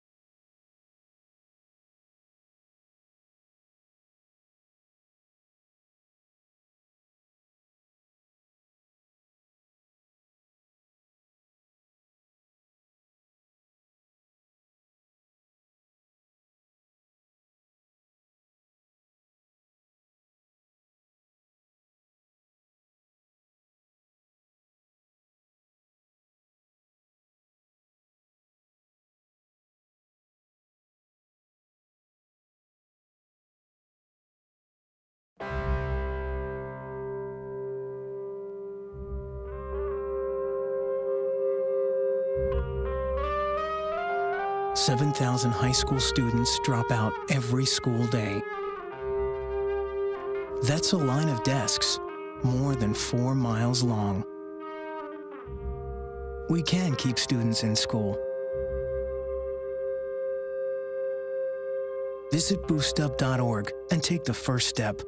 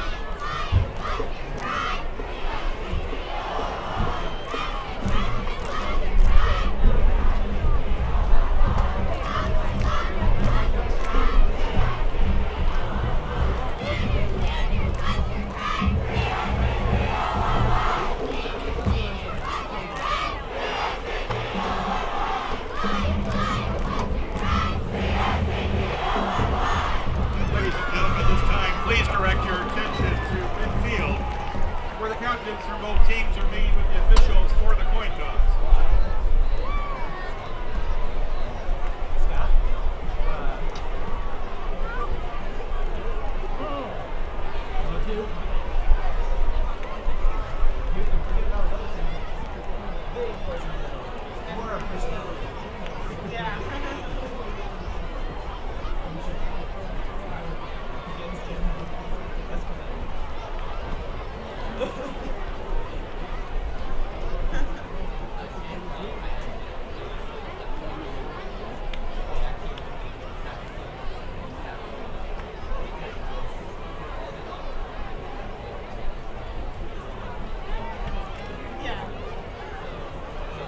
Cedar Rapids Washington will receive to begin the game, defending the north goal. The Lions will kick, defending the south goal.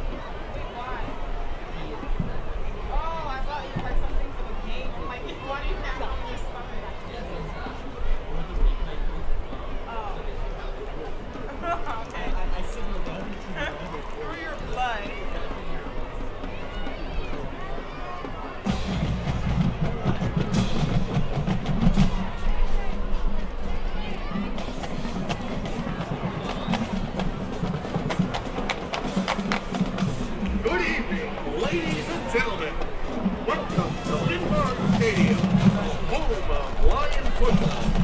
Now, led by drum majors Allison Kennedy, Emily DeYoung, Megan England, color guard captains Kieran Elmer and Megan Martin, plus the fabulous Linn-Mar Hobbs. We proudly present you, Linn-Mar Marching Lions.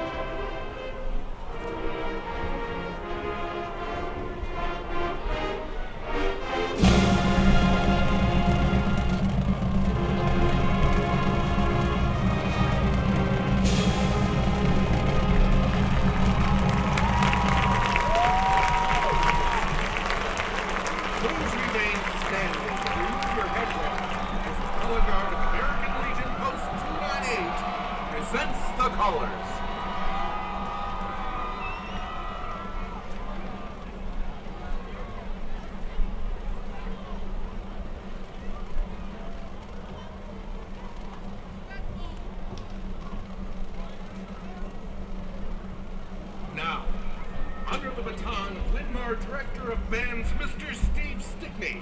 Please join the marching lions in saluting our country by singing the Star-Spangled Banner.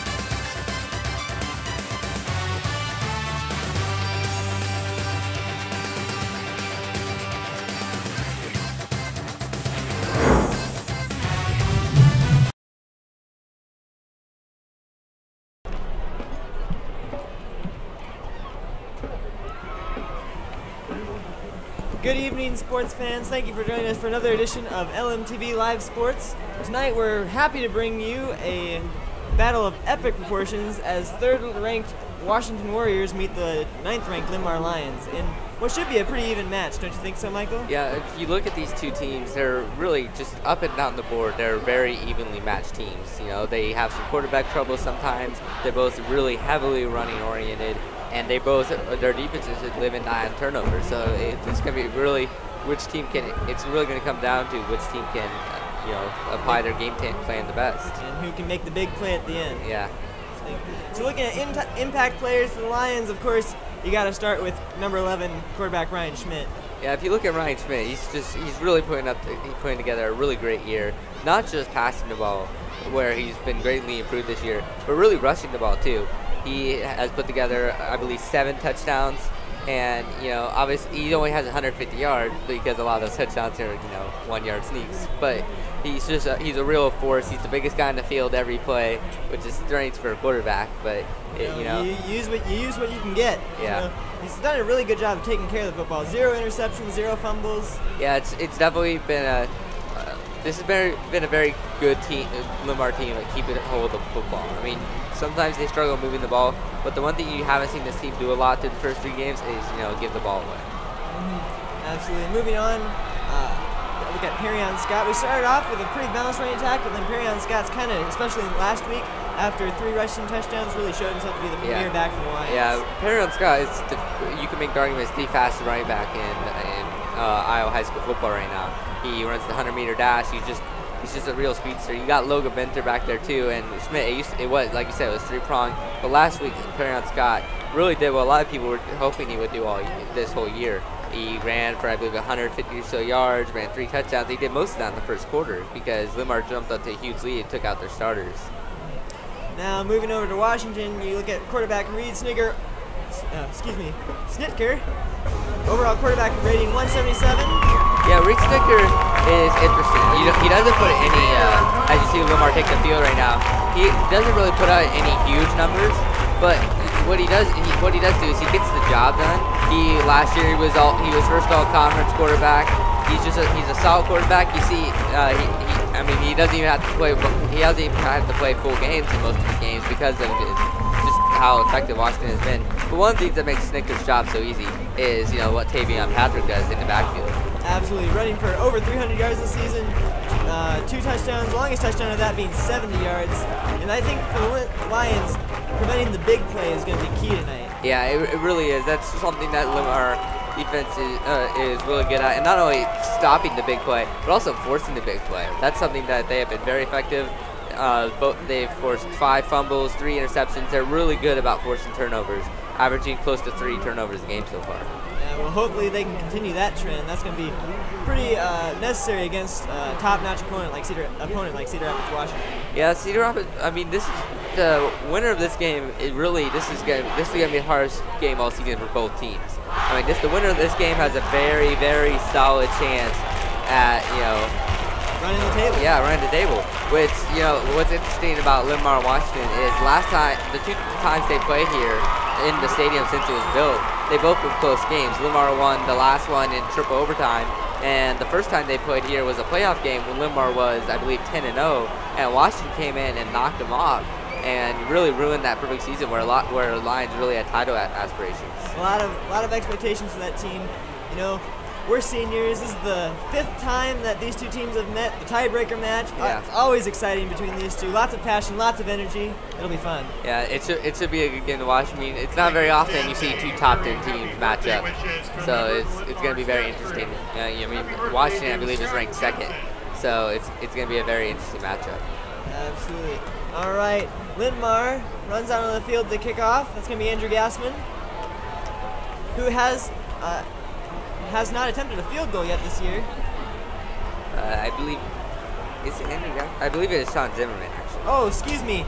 Andrew Gassman is the punt returner. Yeah, punt returner. Actually, it looks like Alex Boehm is kicking off, not Sean Zimmerman. We saw him in the last game kick a couple. Yeah.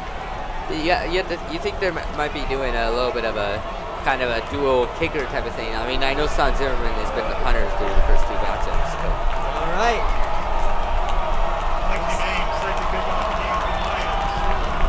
Landon Akers back for Washington. He's returned one this year. The crowd is really getting into it. This is a big game and it's about to have to kick off. All right. Here's the kick. Into the end zone by rule no return. Washington will get it at their own 20. Yeah, and that's something you're going to see a lot in this one. There's heavy wind coming from the south. So you're going to see a lot when they're kicking from that direction. A lot of them are going to be, you know, just going out the back to the end zone with the strong winds we have tonight. Absolutely. Other than the wind, though, pretty perfect night for football. Yeah, it's just absolutely beautiful night for football.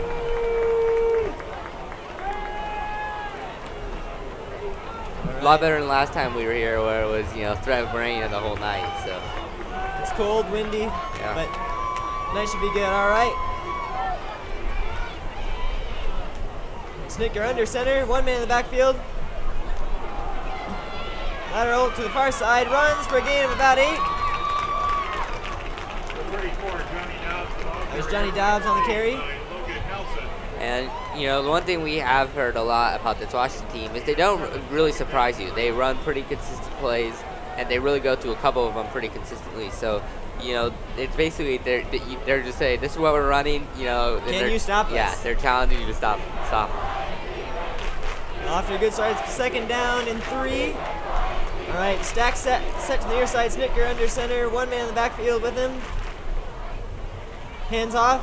Let's run for a Washington 1st down to about the Linn-Mar 34. And that was Dobbs again, and, you know, once again he went 6 yards. So already on that first series, Dobbs is showing himself to be something that the Lions are going to have to watch the rest of the season. Yeah, and we haven't even seen any of Tavion Patrick yet either. So I wonder if they're going to try and get a dual running back threat going. Yeah, it'll be interesting to see. All right, back in the eye. 2 to the near side. Linn-Mar lines up in a 4-3. It's a lateral. Oh, caught, but he gets away. Lions stop him for a gain of about 2 to the Linn-Mar 36. And that was a really nice play there by Andrew Gassman. He really slowed him down. He avoided the block. A lot of trouble ran over that. I mean, he had a lot of room to run had Andrew Gassman not stopped him there. slowed him down. First contact was critical, then the Lions swarmed, got the tackle. And that's something that Linn-Mar really is going to have to be really good about in this one. With this Washington offense, they're really hard to stop from moving downfield. And with two defensive teams, really got to think field position is going to play a critical role in this matchup. Schnittger goes under center again. One man in the backfield. Pass, nothing there. Met by Lions for a sack. And that was a clear miscommunication between Reed Schnittger and his wide receivers. That looked like they were trying to do the same play that, you know, wide receiver bubble screen down the end, and those two wide receivers went and ran routes. So Schnittger went to throw that screen, and then they were already gone. He had nowhere to throw it. Well, that was Samuel Breeze on the sack. He's had himself quite a year. 7 solo tackles, 2 solo sacks. And if Linn-Mar wants to pull off the upset tonight, the one thing they really have to be good about doing is 3rd and longs like this, they have to come up with stops. These are critical 3rd downs for Linn-Mar. You can hear, the crowd knows it's important as they're getting a little loud. Right. There's Dobbs again. Hit, around the 40, taken down. It's going to be 4th down. Nice stop for Linn-Mar. Yeah, that was a nice tackle. That was a nice tackle there by Rushing, and you know that's a really good play by Linn-Mar. You really have to put confidence. But if I'm looking at Washington, they got 4 or 5 yards there. Why'd they go away from the run game? I mean, the first 2 times they ran the ball, they got 6 yards. They tried to do a couple screen passes, and before they knew it was 3rd and 8, and they tried to go back to the run game, and Linn-Mar was able to stop them. A little too late. Andrew Gassman called everybody off. That was a very poor punt. That looks like barely 15 yards there. That was a very poor punt by Washington. All right, Ryan Schmidt trots out on the field as he hopes to lead the Lions to a score here on their first drive of the play. We've got 8:56 left in the first quarter. And you mentioned field position. Look, Washington started their drive at the 20, and we're starting our drive at the 46. So, we mentioned field position, and so far Linn-Mar has won that battle. Good early momentum for the Lions. Let's see if they can't build on it.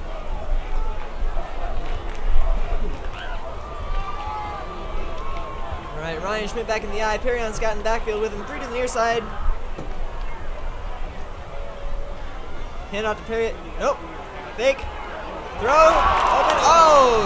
He bounces off the turf for an incompletion. And that looked like Bryce Miller, who we saw really start to get a lot of touches in their first home game. But that was a very, very nice pass by Ryan Schmidt. It was spot on target, and that was just a good defensive play by Washington. Yep, he was Bryce Miller was being covered tightly, but you really would like to see him come down with that catch. And I think he would have, but it looked like Washington got a hand in there and knocked it out. But that was a nice play, and it was really well designed too. Good call. All right, same set as before. Perrion Scott back with Ryan Schmidt. This time it is a handoff. Perrion Scott's met in the backfield for a loss of about 1. So it's going to be 3rd and long for Linn-Mar. And this is one thing it's going to be interesting to see. Washington has 2 stud defensive linemen in this one. So it's going to be very interesting to see if, how Linn-Mar does. Like, they have 2 defensive linemen that could very easily go to the next level. Absolutely. Connor Vincent, you got to think of as their premier, though, with 7 solo tackles for loss and 23 tackles overall in the season. He just had a monster year. He's a 6'1", 220 pound. Oh, that was a nice tackle by number 34 for Washington. That's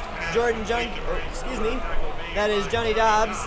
And I know Ryan Schmidt was under pressure, but he had Andrew Gassman all alone down the field at around the 25-30 yard line, and he was under pressure, and he checked down to someone to Bryce Miller, who was covered and had no chance at a first down. But Linn-Mar had a potential touchdown opportunity with Gassman down there, so that's something that you really have to look at for Smith to improve on. I don't know. That's one thing the Lions through the air haven't been able to do, is to get that long pass play going this year. Oh, almost! It is blocked by Washington. It's going to be returned for the Washington touchdown. And that's that thing that we were talking about that you had to look to avoid. And that was something that Sean Zimmerman, he did his best to keep one guy from falling on it. But really, that's something you want in that situation. It's 4th down, either fall on it or make sure someone else does. The one thing, when he took out that one guy who was planning on just falling on it, it allowed another person to have no contest to pick it up. So, I mean, I know in the heat of the moment it's hard to make that decision, but that may have just cost Linn-Mar a touchdown, by him not just falling on it. All right, big momentum shift in Washington's favor. We'll see. Lots of time left, 7:30 left in the first quarter. We'll see if the Lions can't respond. They're going to get the ball right back, so. Yeah, the one thing that is a little concerning, though, is Linn-Mar did not really move the ball that much in that first possession. Extra point is good. Score is 7-0 in favor of Cedar Rapids, Washington. Remaining in the first quarter. Cedar Rapids, Washington 7, Linn-Mar nothing. It's really keys for Ryan Schmidt, just keeping his eyes open downfield. Yeah. He missed, and that's something, you know, I mentioned. You miss Andrew Gassman and then punt blocked. I mean, we could be talking 7-0 Linn-Mar right now. If, 14-point swing. Yeah. I mean, Andrew Gassman was wide open down the field. It was just total blown coverage by Washington. All right, let's see what adjustments the Linn-Mar offensive coaches can make. They didn't have much time there, but. So yeah, I think Andrew Gassman is going to be in the back to receive this. Along with 87 for Linn-Mar, that is Daniel Gorsh. 6'2", junior, 190 pounds. All right. And this is something where, you know, the you really like having Perry Scott. You know, it's about 100 meters that he would have to run, so and he runs a 100-meter dash. So Gunnar Linson kicks off. It's a squib. It's picked up around the 30.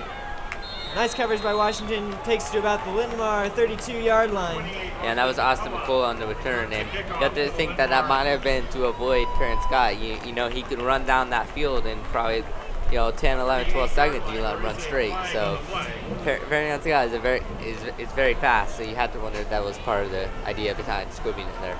Yeah, so Washington is perhaps keen on him early. All right. Linn-Mar comes out for their second drive of the day. Still looking for their first down. Oh. And it was a personal foul on Washington, so Linn-Mar is going to get the ball, unsportsmanlike conduct, and Linn-Mar is going to get the ball essentially the same spot they got last time. So hopefully a better result. Yeah, we talked about field position battle, and you know, so far Linn-Mar is averaging about the 45-yard line for field position. So pretty good. All right, Ryan Schmidt back, Perry Scott back, one wide receiver to the far side. Jet sweep to Perry Scott. Tries to get the corner. Lots of Washington Warriors. Gets tackled around the 40. Loss of 5. Yeah, that's something where Perry Scott did his best to try and make something out of nothing, but that was very well defended by Washington.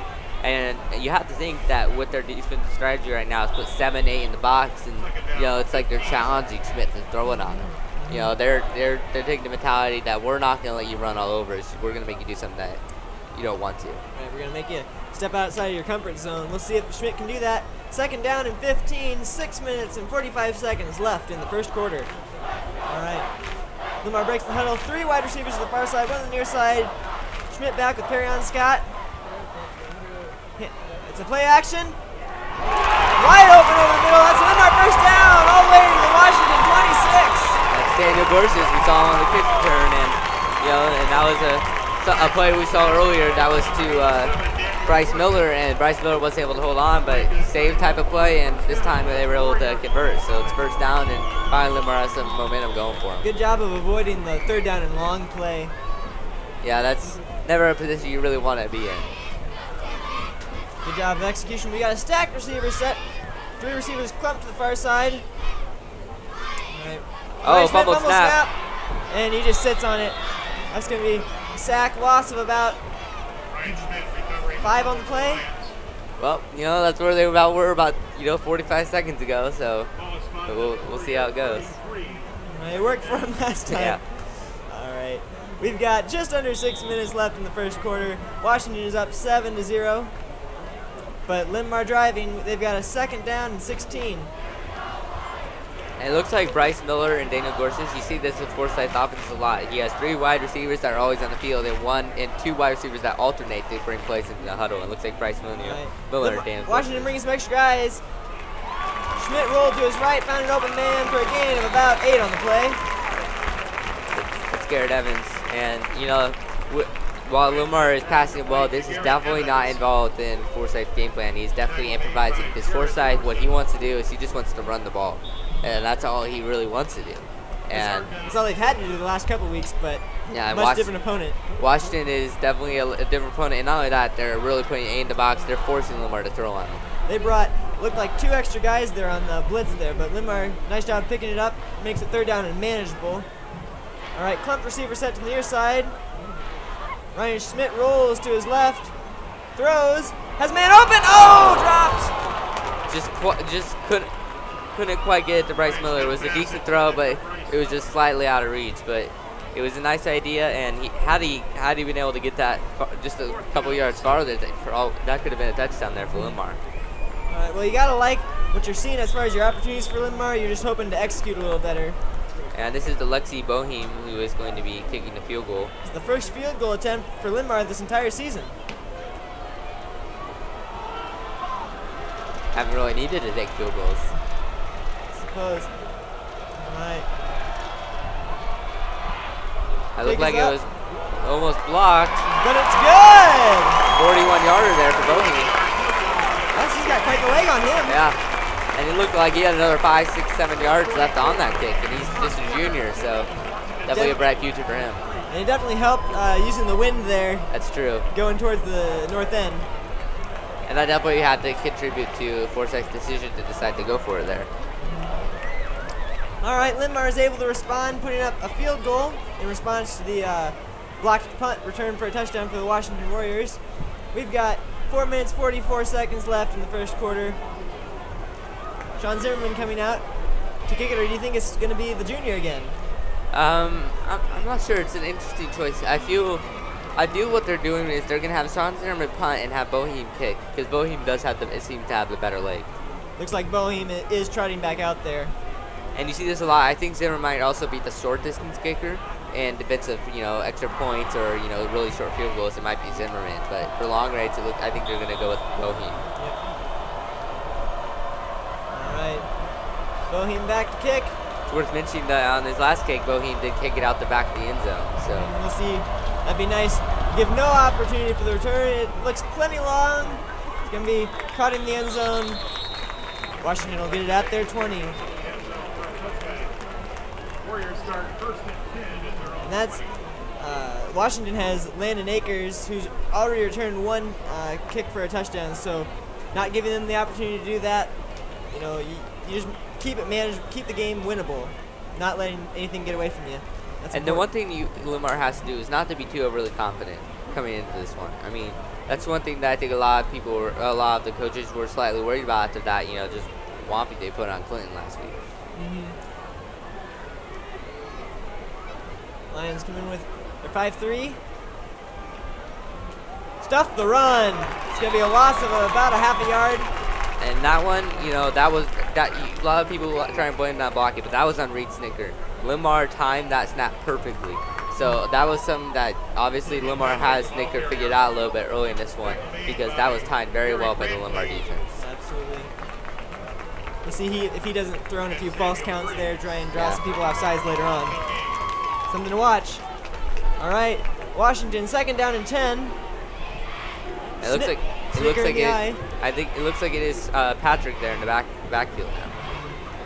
Got a key on him, and Lions do. Snicker rolls to his left, has a man open on the sideline. Did he come in? No, they're saying he went out. That was number 2, Isaiah Nimmers, or excuse me, Joseph Linson, and it looked like, yeah, it is Isaiah Nimmers, and it looked like he got his feet down. But we can't see that from here, but I'm guessing what happened is he kind of juggled it on the way down, because where it looked from here, it looked like he had plenty of room to get those 2 feet down. We have an official timeout on the field. Not sure what that's about. It looks like one of the officials is talking to one of the Linn-Mar defensive linemen. And Washington is going to call a timeout right now. All right, so Washington, 3rd and 10. I think it's critical for the Lions to get this stop and see if they can't put some more points on the board. And it looks like it was Zach Huffman for Linn-Mar. Kind of seemed to be in a little heated conversation with one of the officials there. I'd be very interested to see what that conversation was about. Yeah. So thus far, what do you got? If you're Bob Forsyth, what are you thinking? Honestly, I'm pretty happy with it. with Linn-Mar's performance. I mean, they had that block punt. We have to think that's kind of a fluke play. The defense has done very well after they have a couple run plays. I mean, they have a 3rd and long here, and the offense has been a couple inches of a throw away from being tied in this one. So I mean, if I'm Forsyth, I'm cautiously optimistic because we've shown a lot of things that are good to watch so far. Absolutely. All right. We've got 6 seconds left in the timeout. Linn-Mar gets out. We've got, looks like number 37 for Linn-Mar trying to pump up the crowd. Or excuse me, 36, that's Shea Hertzler.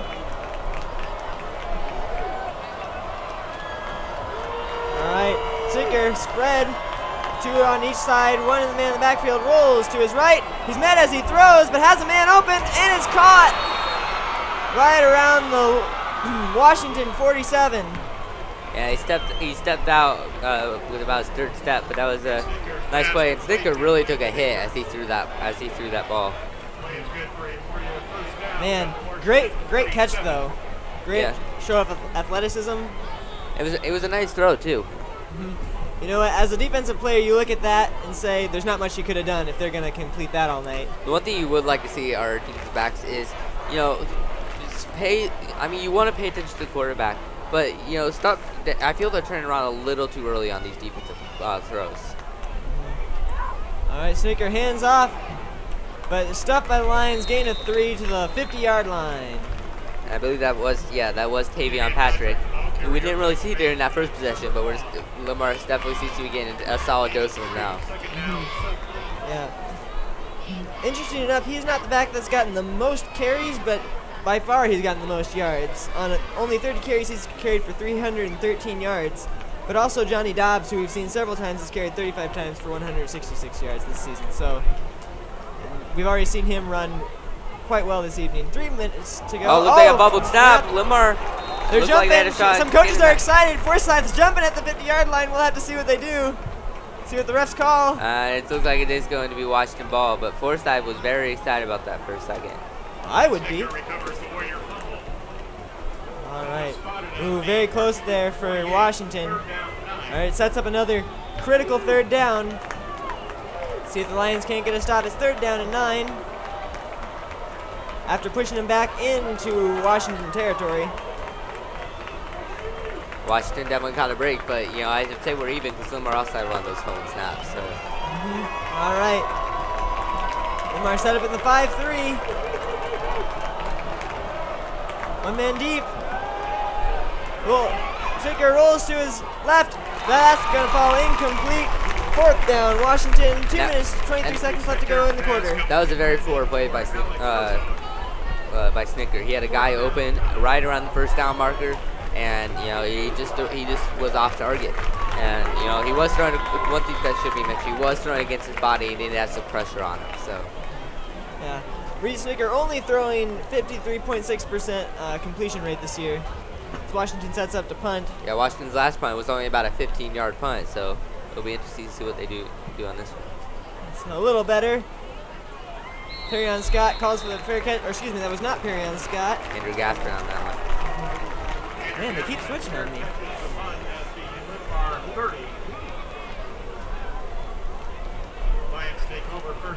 So not a little more, not quite as good a field position Linn-Mar has been used to so far in this game, but it'll definitely be interesting as Forsyth tries to stick with the run, which has been really quite unsuccessful so far in this one. But the pass has been moving. It's kind of like the Iowa Hawkeyes so far this season. Haven't been really able to get that run game started, but Jake Rudock, I think Ryan Schmidt would be flattered by that comparison. I don't know. Saying, all right, spread 3 receivers on the other side. Number 87 goes in motion. Looks like Schmidt kept it for no gain.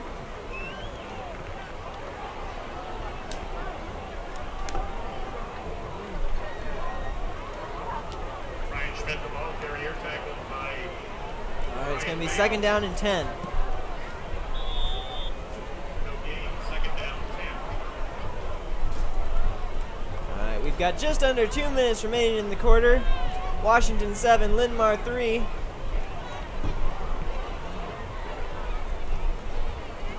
right, Ryan Schmidt, we're seeing this clump receiver set down to the near side, and that's been successful. Fake jet sweep. Ryan Schmidt has a man in the backfield with him, tries to make something out of nothing, and is going to get sacked for a loss of 2 on the play. Linn-Mar 26. It's going to set up a 3rd down and long. And he had some guys downfield, but he was under so much pressure, Schmidt never had a really chance to look. And that was Vincent on the sack. There's that monster in the middle we were talking about. All right, 3rd down and long. We'll see what the Lions do if they go for a conservative play call here. We'll try and get it. Perrion Scott, Malone back with Ryan Schmidt. 2 receivers either side. Receiver in motion. Ryan Schmidt. Got a screen. Perrion Scott runs to the 37 of Linn-Mar. It's going to be close, but it's going to be 4th down and 2. That's a very nice play call there by Forsyth, and his parents had a lot of room to run there. Just wasn't quite able to get there. Linn-Mar, it looks like he's going to have a punt. And you're almost a little nervous if you're a Linn-Mar fan right now because of the last time they went out the punt, it got blocked and wound up being a Washington touchdown. Yeah, wouldn't be surprised if Linn-Mar's a little more conscientious about any extra guys Wash may be sending on this. No blocker, only 1 blocker back.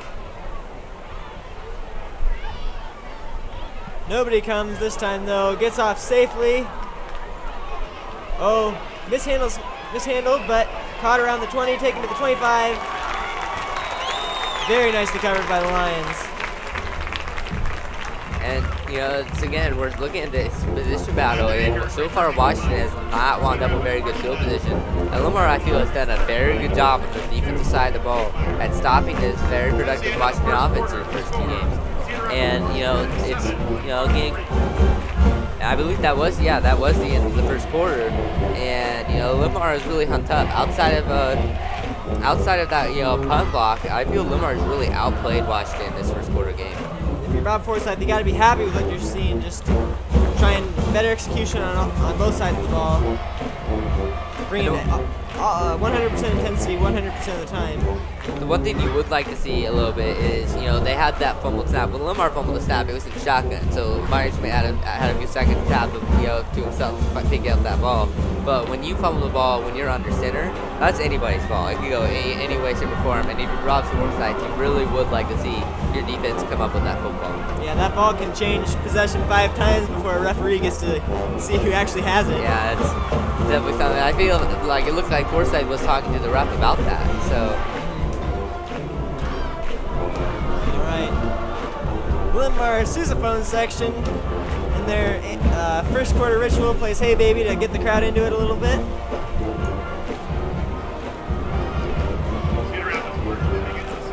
So Washington will have the wind at their back now. So you gotta wonder if they're gonna try and pass a little more. Yeah, it'll be interesting to see. I is curious. I hadn't really thought that on the effect the wind was having on the throws, but that's true. That could have a very great effect on them. Yeah, Landon Akers is their top receiver. He's caught 1 touchdown, 115 yards, averaging 23 yards a catch though. And then Isaiah Nimmers has also caught 2 touchdowns. This is the first time we've seen shotgun out of Washington so far, I believe. Not lining up under center. Handoff to number 6. Oh, no one to beat. Oh, looks like he's on the run to the 30, to the 20, to the 10. Did he get pushed out? They're calling him down at the 1. That was Landon Akers there for Washington. And that was just a simple end around. And, it's curious that the Linn-Mar defense got fooled up by that, because that's a play this Linn-Mar offense runs all the time. And you have to wonder, why they were so caught off guard, because they have to see that practice so much. Yeah, they seem to be dropped back in zone there, just caught on their heels. Yeah, and once he broke through that front 7, Landon Akers was just off to the races. Linn-Mar fortunate to not give up the touchdown, but we'll see if Washington can't convert.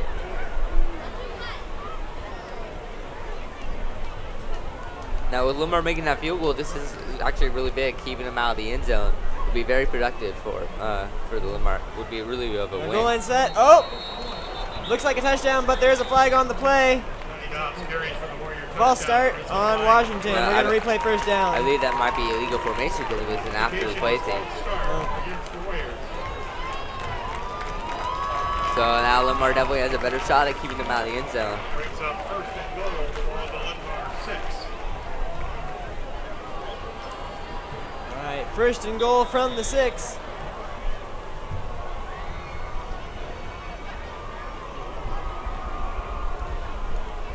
Right. Snicker under center. He's got 3 backs. Heavy run set. Linn-Mar bringing lots of extra guys, looks like. Hand off to the left side, met the line to about the Linn-Mar 2. It's going to be 2nd down goal.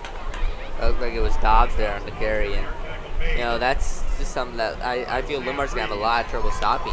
You know, because he's so big, and then they have all these big guys on the front end. You know, that's something that Washington really has going for them, and why they've been so successful so far. It's not really their skill positions; they're just big up front, and they've just been riding that so far through the first 3 games. And we'll see if the Lions can't respond. 2nd down in 2. 2nd and goal from the 2. Excuse me. Snicker under center. He's got Dobbs in the backfield with him, and who runs in for the Washington touchdown. 34, Johnny Dobbs carries 2 yards. So it's going to be 14-3 Washington, but it's definitely, really early to call this. I mean, outside of 2 plays in this one, Linn-Mar has played very good football. We talked about the big plays earlier, and like you said, it's really just those 2 plays, and yeah. Linn-Mar's in the lead right now. And, and that's something you've seen. It's not just the fact that Washington can get birdie McPlays. It's more Linn-Mar hasn't been. Linn-Mar's had some opportunities, and they just have been somewhat unsuccessful at doing it. Yeah, that's a level of execution you just can't have against such a high-caliber opponent. Kick is up, and kick is good. 14-3 in favor of the Washington Warriors. 10:43 left in the 2nd quarter. And some of these fans that were here for the sophomore game have to be feeling a little deja vu, as the sophomore team got really just smoked by that Washington football team, 41-6. Yeah, it was really that 2nd quarter though that it was tied 6-6 all after the 1st quarter, and it was the 2nd quarter that Washington just blew it open. So hopefully the varsity team can reverse that trend. What's interesting is that under any other week, this would probably be the biggest game in high school football this week. But with Washington at 2 and Linn-Mar at 9. But number 1 West Des Moines Dowling is actually playing West Des Moines Valley, who are number 1 and number 8. So it's another cross-city rivalry there. Yeah, it's very interesting that on the east side and the west side of the state, you're having these huge matchups from the same city. And I'm not sure if that was anticipated or not, because Linn-Mar has kind of been a surprise team this year. Yeah, I mean, I think people expect Linn-Mar to be better last year, but I don't think anyone expected Linn-Mar to be a top 10 team. So kick goes out the back of the end zone, so wind going towards the north there, really showing its effect on this game. Yeah, it's a very interesting so far, because if you take out those 2 plays, if you watch the game film and you didn't show scores or anything, if you didn't keep track of score or anything, you would watch and you would think Linn-Mar is outplaying this team, because truly they are. But when you add a block punt that was picked up for a touchdown, and then what was it, 75-yard run play? Something like that, yeah. And it's just it's got to be rough if you're Forsyth. Setting up Washington to have some real advantages. All right, Ryan Schmidt starts the next drive. Perion Scott in the backfield. Number 87 goes in motion, handoff to Perion Scott up the middle for no gain. It's going to be 2nd down and 10. And Linn-Mar really got away with one. I'm not sure if the snap was late or Daniel Gorsuch just went early, but Daniel Gorsuch came dangerously close to that snap there. And what that really does is it really kind of takes away from the fake a little bit, because when you come that late, everyone knows it's not going to you. And that's something that really is important to that type of run. It could 3 guys can carry it, and when you add 2, it really limits it really extends what the defense can do defensively. Same set, 3 wide receivers to the near side, 1 to the far. Fake. Ryan Schmidt rolls to his right, throws, has a man coming back to the ball. Wow. It's caught for Linn-Mar, 1st down. What a catch by Andrew Gassman. Andrew Gassman thought that throw was going to be thrown underneath him a little bit because Ryan Schmidt was on the run. But Ryan Schmidt really does have a cannon, and surprised Gassman a little bit, because Gassman had to kind of turn around really quickly and was able to get his hands on it. But that was a very nice throw for Ryan Schmidt, and that's where you really see Ryan Schmidt's size come into advantage, because he had a defense right on him. He was just kind of stiff-arming him as he bought time for the receivers to get downfield. Absolutely. Nice job of extending this drive for the Lions. This is a 1st and 10 from the Linn-Mar 44. Just, that clump receiver set to the far side. Ryan Schmidt in pursuit, trying to get away, does. runs, has some green room, tripped up. Oh, man. That is a very nice play by Ryan Schmidt because he looked like dead to rights back there at the 35, and he was able to scramble away, and he got one guy, he got him by the ankle, but he almost turned that into a positive play. But losing only 2 there seems like a win there if you're the Lions. Yeah, if that tackle isn't made, Ryan Schmidt has, you got to think, at least 5 yards of green there in front of him. Yeah, so that was a little bit lucky, but a really nice play there by Ryan Schmidt. And that's something, if you're Washington, you really have to clean up that tackling because Ryan Schmidt has been doing that really all night. All right, 2 wide receivers on the near side, 2 to the far. Perion Scott still in the backfield. Fake handoff, Ryan Schmidt, pass over the middle. It's caught. That is a very nice throw. He saw there that Garrett Evans was very well covered, but he wasn't on that back shoulder. And you really don't see that very often in the middle of the field. But him and Garrett Evans were definitely on the same page. They threw it back shoulder, and there was nothing that Washington defender could do. All right, so now 2 big pass plays for the Lions, and they are right back moving the ball, but it's still not getting that run game going. Right, same exact set as the play before. If you look, Washington does still have that 8-man in the box set there.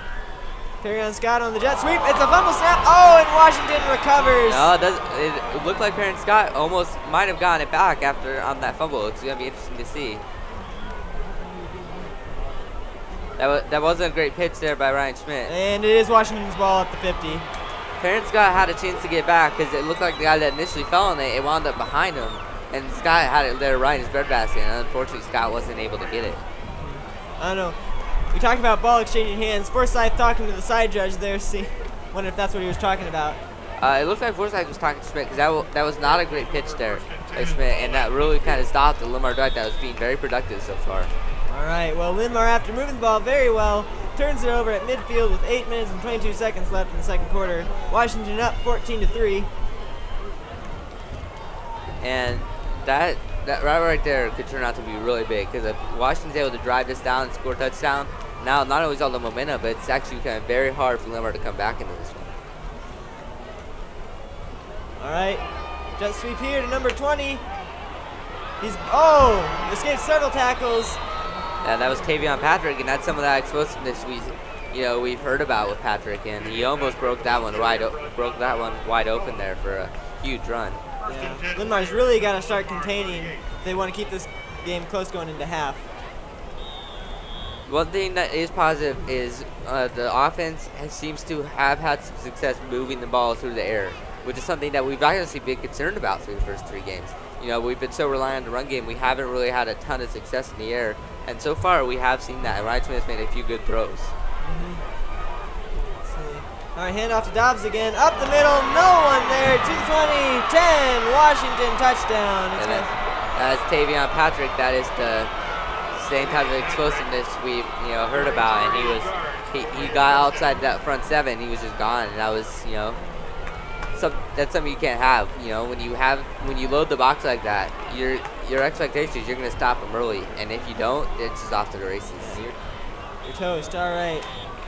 Well, Linn-Mar down 20-3. Extra point to come.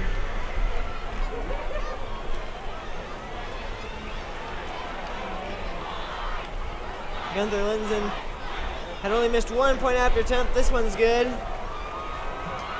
Well, down 21-3. I will say, I remember our 8th grade year back at the old Kingston Stadium. There was a game between Washington and Linn-Mar where Linn-Mar was down 21-0 in the first quarter, but came back to win in overtime. So nothing's impossible, but you really gotta turn things around if you're the Linn-Mar Lions. Yeah, and it's interesting because I honestly don't feel Linn-Mar's play as bad as the score represents. They just made some mistakes here and there, and that was honestly the first defensive series where I seen the Linn-Mar defense really seem to falter. They had that huge run, but I felt overall the defense has played well tonight. And that one, it just seemed like their run defense was not there. And Tavion Patrick just kind of had, after 2 runs, was standing in the end zone. And, we talked about one of the things we've been very high on Linn-Mar of is their lack of turnovers. Well, we've seen 2 of them so far. Right. And that's something we really weren't expecting from Linn-Mar. This has definitely not been going according to plan. All right. We got just under 8 minutes left.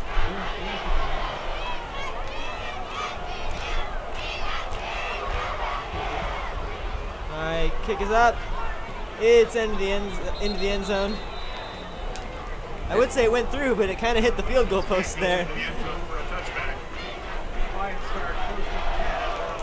You know, Linn-Mar has had some problems with slow starting in the past. Not just this year, but really since Forsyth came here. I mean, last week, obviously, against Clinton, that wasn't the case, but that was also a very inferior opponent. And we've seen this problem in the past where Linn-Mar doesn't start out very well and they come back. And we had a game similar to this a couple years ago when Wash came here. We beat them in triple overtime after coming back.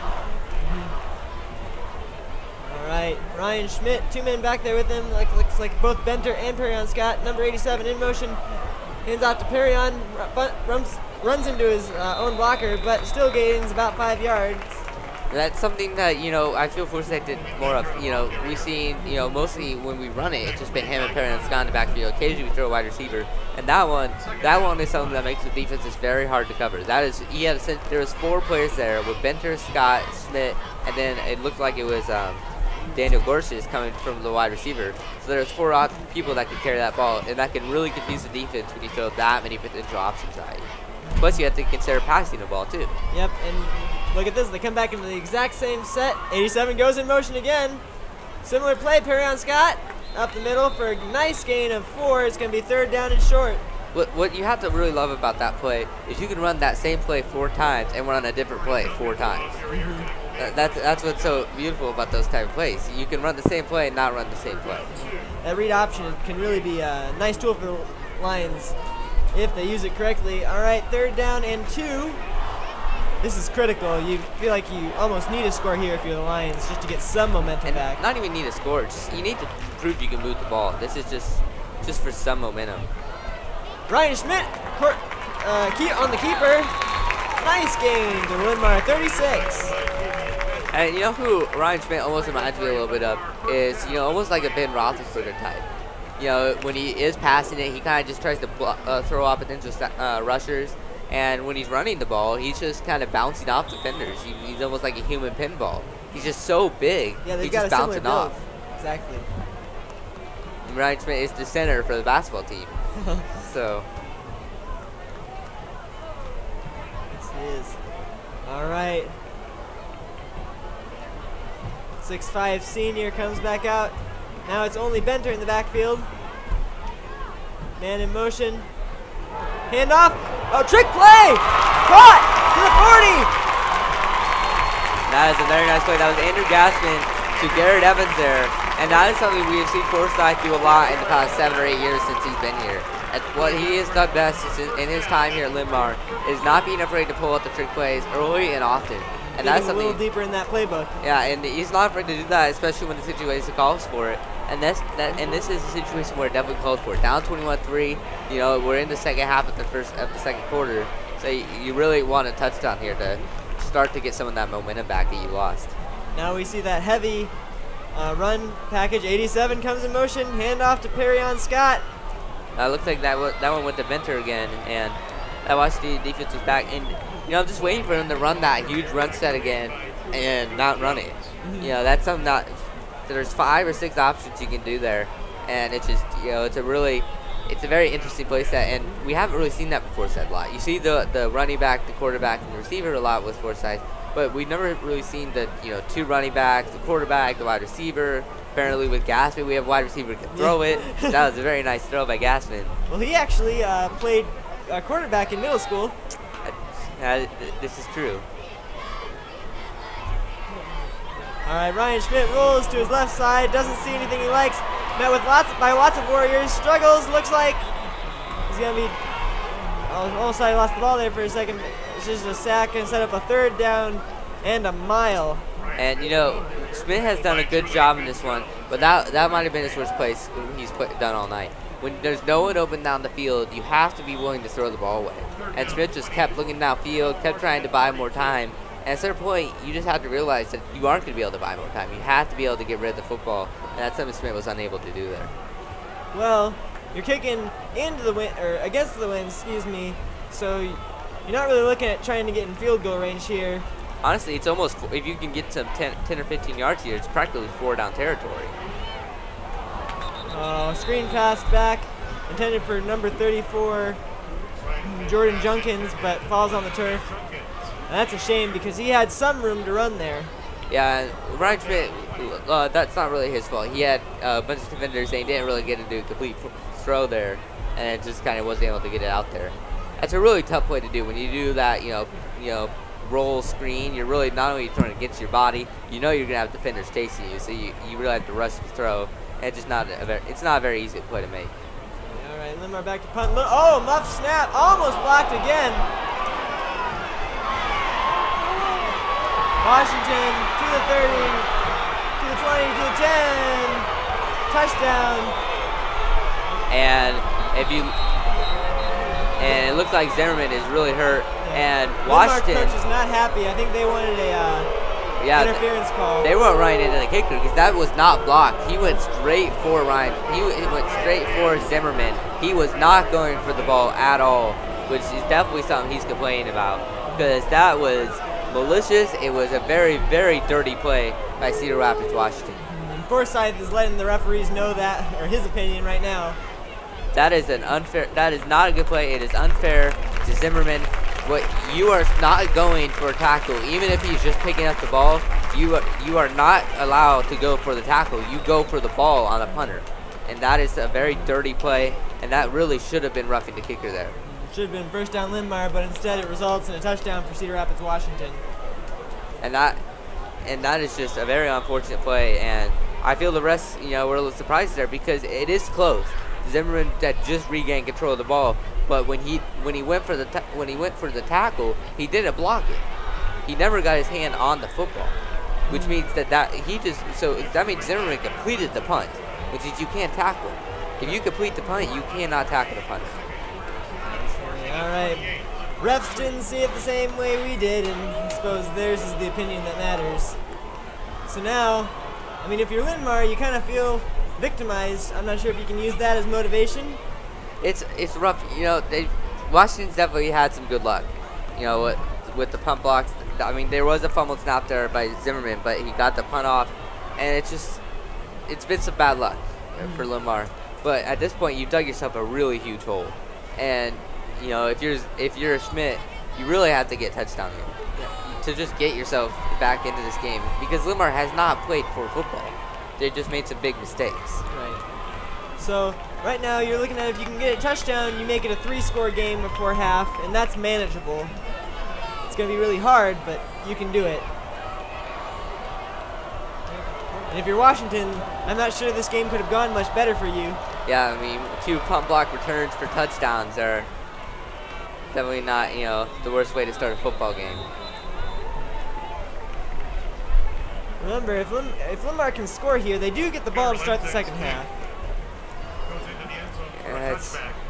You really have to score a touchdown almost if you're Linn-Mar, because if that's one thing you do have going for you. If you can score a touchdown here, keep Washington on the end zone if they have like a minute or so left, and then score again. It's only an 11-point game. That's very manageable. But first things first, you have to score here. Right, absolutely. And honestly, you really just hope that Zimmerman is okay, because he took quite the shot there. Yeah, he really did. And punters aren't really used to taking. Punters, kickers don't really take shots very often. They're so vulnerable. Ryan Schmidt back to pass over them. Oh, just overshoots Trevor Noble. That was. Excuse me. That was Garrett Evans, and you see Garrett Evans wide open down the middle of the field there a few times now through this game, and that wasn't the worst throw. Absolutely. All right. Garrett Evans comes off. Number 18, Adam Stolley comes on. Linn-Mar breaks the huddle. Ryan Schmidt with Perrion Scott in the backfield. 1 receiver to the far side, 3 to the near side. Second down and 10. Adam Stolley in motion. Ryan Schmidt tries. Yeah, that was pass interference there on number 6, Alex Herzog of Washington. He just came in a little early on. He flicked that up, and you can't do that. So there we see the flag. First penalty of the game, I think. I believe that. You're right. I believe that is. No, there was that false start there at Washington. That is correct.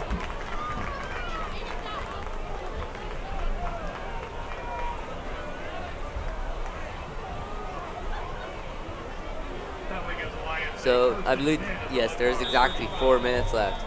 So plenty of time for Linn-Mar to move this ball down the field. And it's really on Schmidt, with the run game being, for the most part, unsuccessful.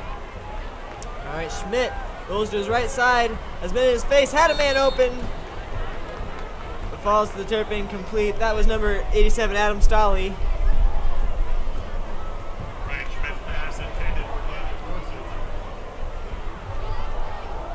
Oh, excuse me, that was Daniel Gorsh. All right, 2nd down and 10. And you know, this is something that I've seen Forsyth run this offense for 5 or 6 years now, and I've never seen him have to go this pass heavy before, even when you're behind. And that's just on this Wash defense's force so far. All right, here we see Wash bringing some extra guys again. Men in Forsyth's face, finds Perry Scott wide over the middle for Linn-Mar. Oh, the Linn-Mar's East-West still managed to get to the first down just beyond the 45-yard line. That was a very nice play by Scott, breaking a couple tackles, because it looked like he was going to get stopped short. It was going to be 3rd and short, and he was able to bounce off a couple guys and just push his way to that 46-yard line. That's very, very good, very keen of him to know where he is on the field and know where he needs to get. Absolutely. All right, so we again see Linn-Mar moving the ball very well, but we're just going to have to see if they can do anything with it. And he is holding on to the football. That's something that Linn-Mar has not done well so far. Schmidt rolls to his right. Man in his face. Looked like that ball was batted down. And unfortunately for Smith there, his throw was rushed because it looked like Justin Moreau there missed his block there. And so he was forced to rush that throw and not be able to look downfield like he normally does.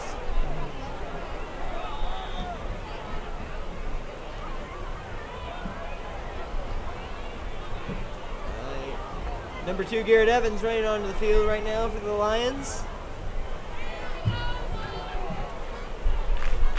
So they set up for a 2nd down and 10. Perry Scott back with Ryan Schmidt. 3 wide receivers on the near side. Man in motion. Dump down to number 5. That's Perry Scott. Or excuse me, number 2. Number 2, Garrett Evans. So it's going to be 3rd and 5 for Linn-Mar then. So it's really a huge 3rd down if you think about momentum-wise. I mean, there's still, 3 minutes left, so. You complete this, you can get a nice drive going still. You almost have to wonder, when does it start becoming 4-down territory? When you're this far down, I mean, obviously not in this quarter, it's still first half, but when does it become a point where you really just can't accept anything but a touchdown? Ryan Schmidt on the QB keeper gets about 3 on the play, but he's going to be stopped short, 4th and 2. So I don't see any movement on the Linn-Mar sideline. Looks like the offense is going to stay on out there, try and pick up this 4th down. You also have to wonder if that might have something to do with, 1, the ineffective of punts so far, 2 blocked and returned for touchdown, and also whether or not how it really depends on how hurt Zimmerman is. All right. We got 10 seconds left on the play clock. Interesting that Linn-Mar's in shotgun here on such a short 4th down. All right, in motion. Perry Scott fighting, but it looks like he's stopped short. It's going to be a turnover on downs. And I really dislike the play call. I truly do.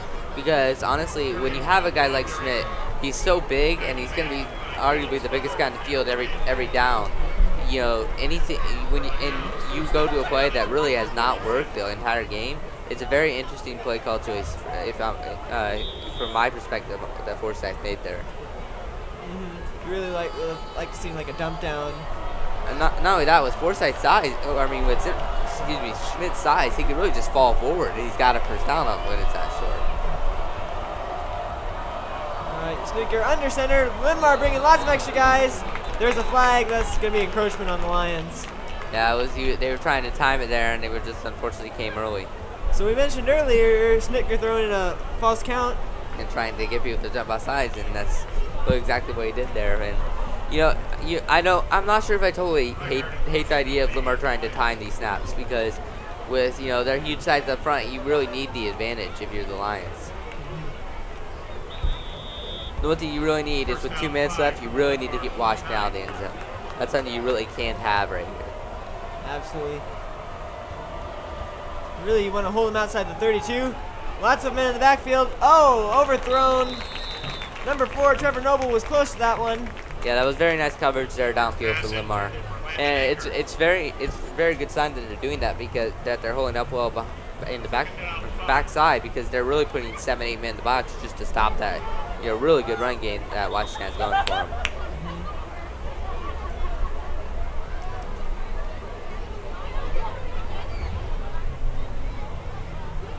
All right, 2nd down and 5 for the Washington Warriors. They're up 28-3 on the Linn-Mar Lions with just under 2 minutes left. Snicker hands off to Dobbs, who's stuffed. Only gains a yard. So it's going to be 3rd down. This is a big 3rd down for Linn-Mar. And if you're Forsyth, you call one of your timeouts here. Yeah, you do. See if you can't. Yeah, save some time. If you can get a stop, you never know what can happen. But maybe. The argument against it is, Washington's running game for the most part has been so successful. 4 yards doesn't seem like a whole lot. Right. Yeah, I don't know, maybe Forsyth is just content to go into the locker room, make some adjustments, and see if you can't work some magic in the second half. Sure.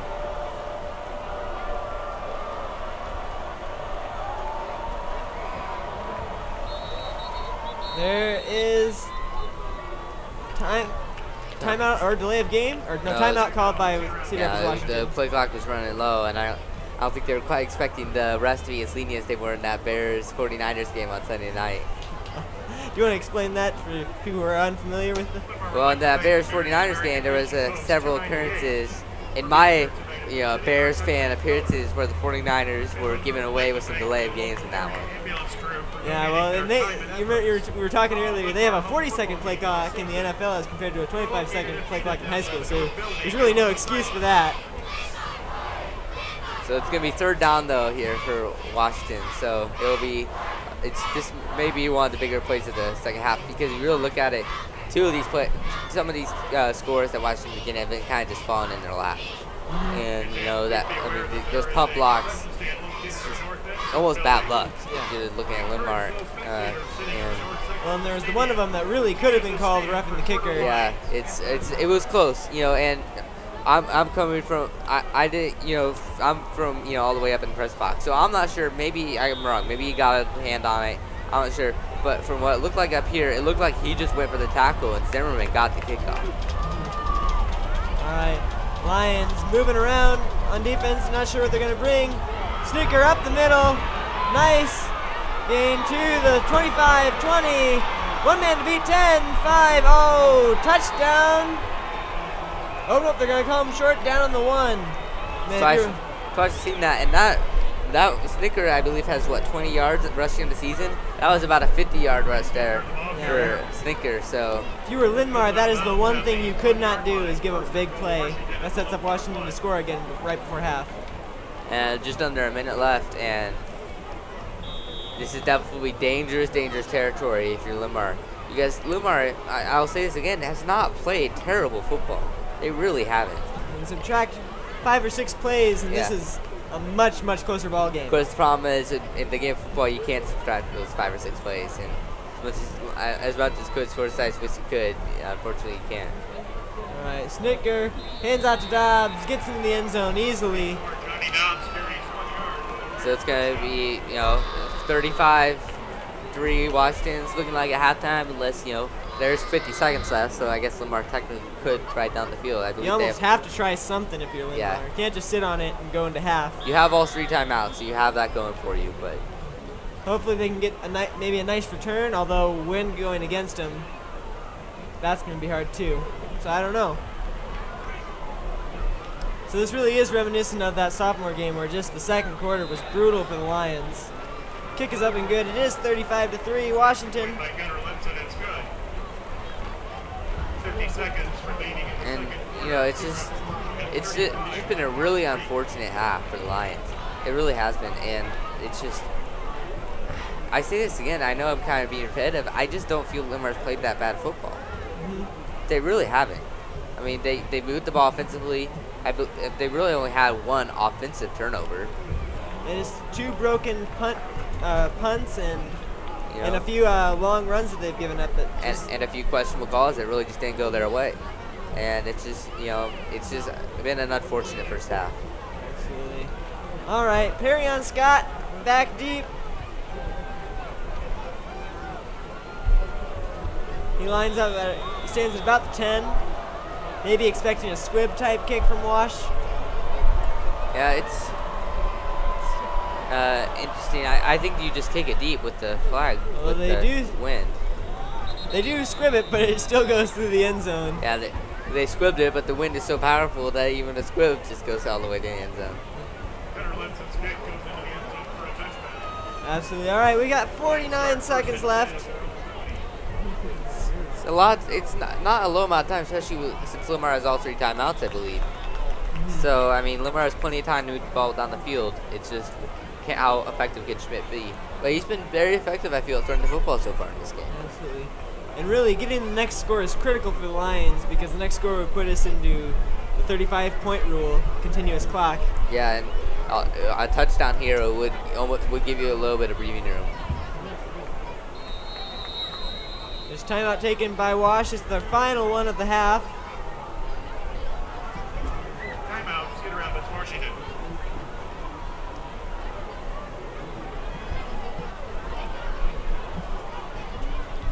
If you're going into halftime, though, the one thing you really have to be interested in is Forsyth. Forsyth has been very good about making adjustments in his time here at Linn-Mar at halftime. That's something you have to be very interested in seeing what he does here, because the one thing that I think we've been really surprised by has just been the absolute ineffectiveness of the run game. Absolutely. Wash has just stuffed it all day. Yeah, there's just been none existing at all. It's just been non-existent. It's really surprising because we've been really relying heavily on the run through the first 3 games, and especially Schmidt. Has 7 rushing touchdowns compared to 2 passing touchdowns, and he's the quarterback.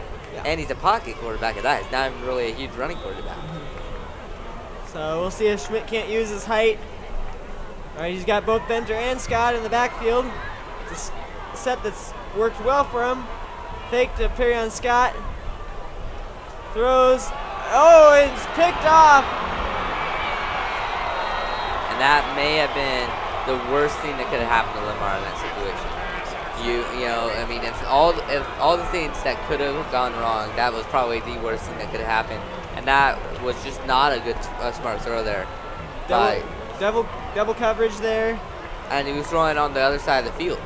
And, it was tight cover. When you go tight coverage on the other side of the field, you're giving a defender that's already closed a ton of time to respond to that throw. And that was just not a smart throw. And, I believe that was his first interception of the year, too. Yes, it was. And it could not have come at a worse time. That is really true. And, now it's almost even more important for Linn-Mar to go down the field and score. Oh, looks like a fake play. Wash goes for 2. And they convert. It is 43-3. Well, I wonder why they did that. That really seems unnecessary. Almost rubbing it in. Yeah, I'm not entirely sure. I was thinking maybe a field goal would put them inside 35, but that would only bring them to 36. So I'm not entirely sure what the purpose of going for 2 there was. 41 seconds remaining in the second quarter. Cedar Rapids, Washington, 43. All right, well, Linn-Mar is going to need a miracle here.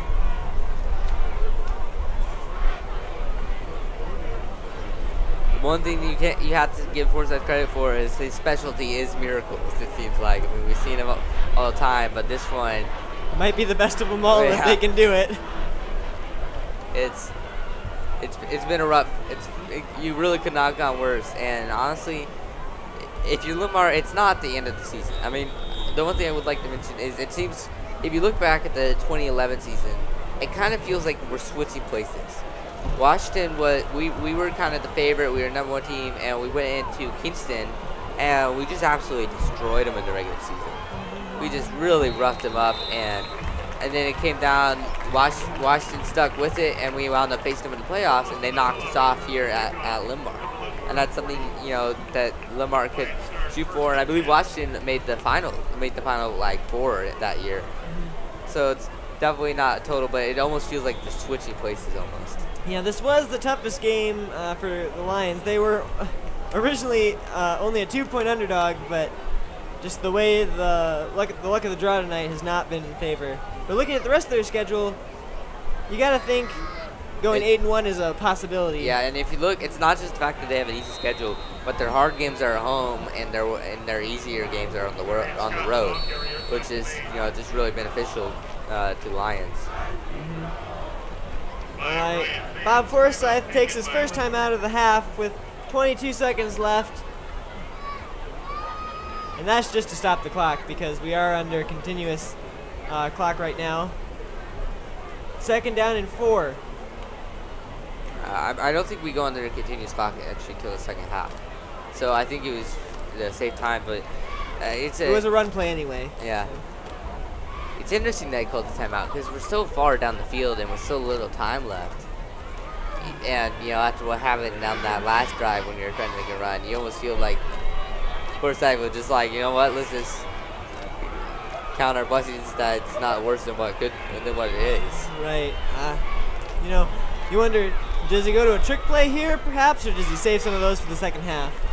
Well, I mean, I don't see why he needs to save them. From what I've seen watching Forsyth for so long, is that he has an unlimited supply of trick plays. All right, Perrion Scott on the carry. Absolutely nothing doing there. Loss of 1 on the play. I believe that will be the last play of the half, too. All right, well. Definitely not the half you were hoping for if you were a Linn-Mar Lion. No, all right. So Linn-Mar's down by 40 points. But really, like we keep saying it, they really haven't played that bad. It's just a few freak plays that. Yeah, I mean, how often are you gonna see block punts end up 2 block punts to turn to touchdowns in the same game, and then also an interception return for touchdown? I mean, it's just been. For a team that's been characterized by very few turnovers. This has just been about it's like they're giving all the turnovers they should have had in the first 3 games, and they're just throwing them all into this one. And it's just been a rough matchup so far. And it looks like the marching band is coming out, so I think we are going to take a break. That's right. As they present their 2014 show, Stars Collide.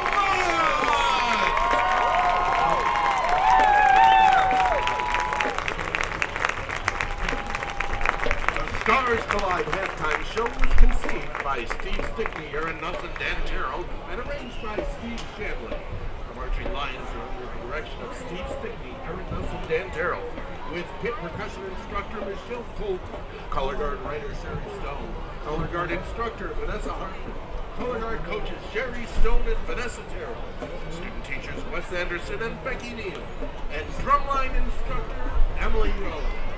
Speaking for the band, this is Dave Laurent.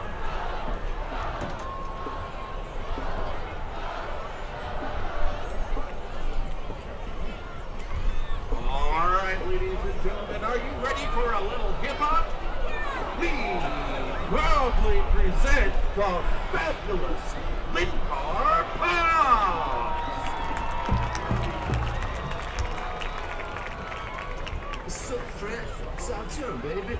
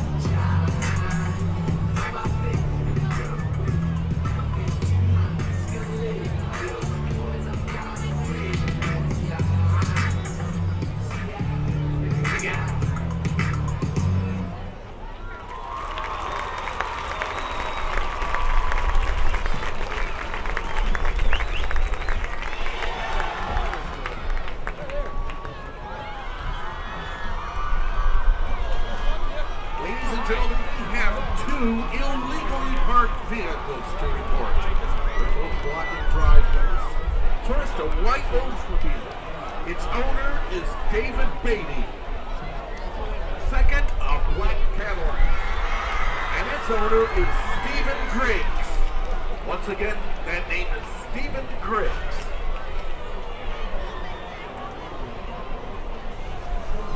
All right. And we're back for the second half of action between the Washington Warriors and Linn-Mar Lions, and not a lot to say about that first half, especially if you're a Linn-Mar fan. And honestly, if you're a Lion, I feel winning this football game, it's not really something we're looking for now. I feel you're looking to put out a solid showing now in the second half, because we said this in the first half, we didn't play terrible football. We had a couple bad breaks. A couple calls that didn't quite go our way, and before we knew it, we were down. We were in continuous clock format. Absolutely. So, I think Linn-Mar's chances of winning this game very, very low. But if you want any chance at all, you got to score really early. Yeah, really soon. Not as much. Well, a lot because of the score, but more really because of the continuous clock. Because when you're down more than 35 points in the second half, continuous clock comes into effect, and essentially that means this game, if Linn-Mar can't score in that first drive and early in that first drive, this game is going to be over, and it's going to be over quick. Yep, absolutely. And a drive can take up a whole quarter on a continuous clock format, so the clock doesn't stop for anything except for scores, penalties, and turnovers. Now it doesn't even stop for penalties. It always stops for turnovers, timeouts, or a score, and even penalties. The clock continues to run, and it's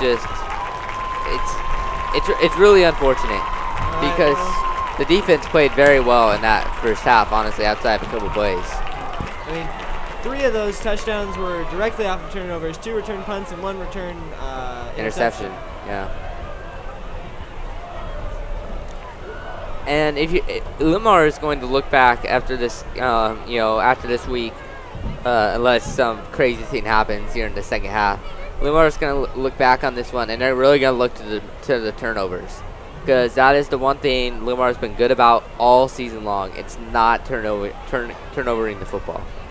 Giving the ball away is the one thing I think Forsyth has stressed very much, and Washington has just, they did just that. They've taken the ball away, and they've taken advantage when they have. And not just that. Linn-Mar's also defense has been very well about taking the ball away. And Wash had a couple fumbled snaps, and we didn't really take advantage of it, and it was really unfortunate. And Linn-Mar, I believe, had 4 turnovers if you count the 2 punts, because we had a fumble and then we had the interception. And so if you look at it, we had 3 coming off of the turnovers, but we had 4 turnovers, and all 4 resulted in touchdowns. Mm-hmm. Yeah. Had the Lions turned the ball over at all before? I'm not. Season? I don't think they had either. And it's really truly remarkable to go 3 games, and we went against a really solid Pleasant Valley team. We have to be 0-3, but they played 3 of probably the top 15 teams in the state. Absolutely. So looking for their record to certainly improve over the coming weeks. Yeah, I would not be surprised at all if they wind up finishing 6-3 with their 3 losses being their first 3 games. Absolutely. All right. Well, now, even if you can't win this game, you try and build, you take this opportunity against a premier opponent to just build some character, get some guys' experience. And not only that, we saw this, I mentioned this earlier in the second half, but this could very easily not be the last time we see this Washington football team. There is a postseason. We could easily see them in the postseason. And what's interesting about 4A football here in Iowa is there's probably about 48, 50 teams in the 4A, and 32 of them make the playoffs. And Linn-Mar already has 3 wins. 3 wins could very easily be enough to get in, and we have a couple very easy opponents still left. So Linn-Mar really will more likely, knock on wood, but will more likely make the playoffs this year. So we could very easily play this Wash team, which is a very solid football team later in the playoffs. Well, we don't have any wood here in the studio, so make sure you do that when you go home. That's a petty laugh. So I believe Linn-Mar is returning the. Yes, they are. Perrion Scott back deep, along with Daniel Gorsuch, excuse me.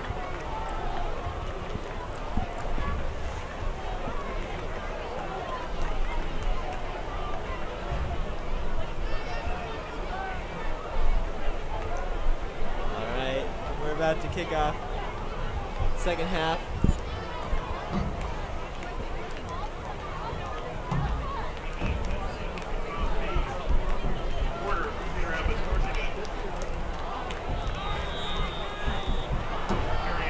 One thing you really have to look for Linn-Mar is you really would like to see Perrion Scott return, if not for a touchdown, at least to 30 or 40. Problem is, with the wind, you're not even sure if he'll get a chance. Oh, it is short. Perrion Scott gets it about the 2. He's running. Found a crease.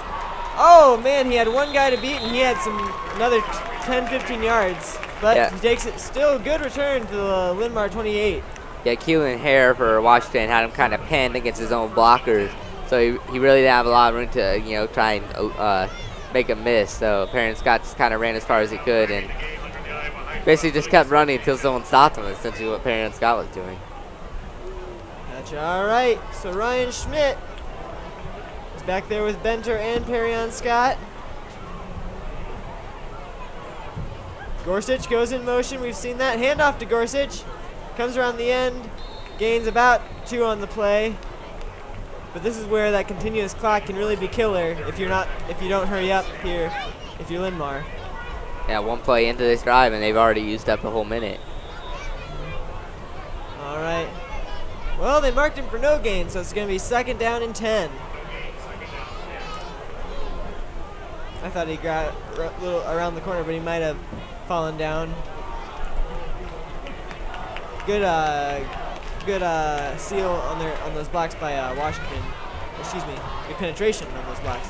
All right, Gorsuch goes in motion again. Ryan Schmidt back to pass. Had a man, had number 87, Gorsuch, open for the pass. It's caught for a gain of 5. Gain of 4.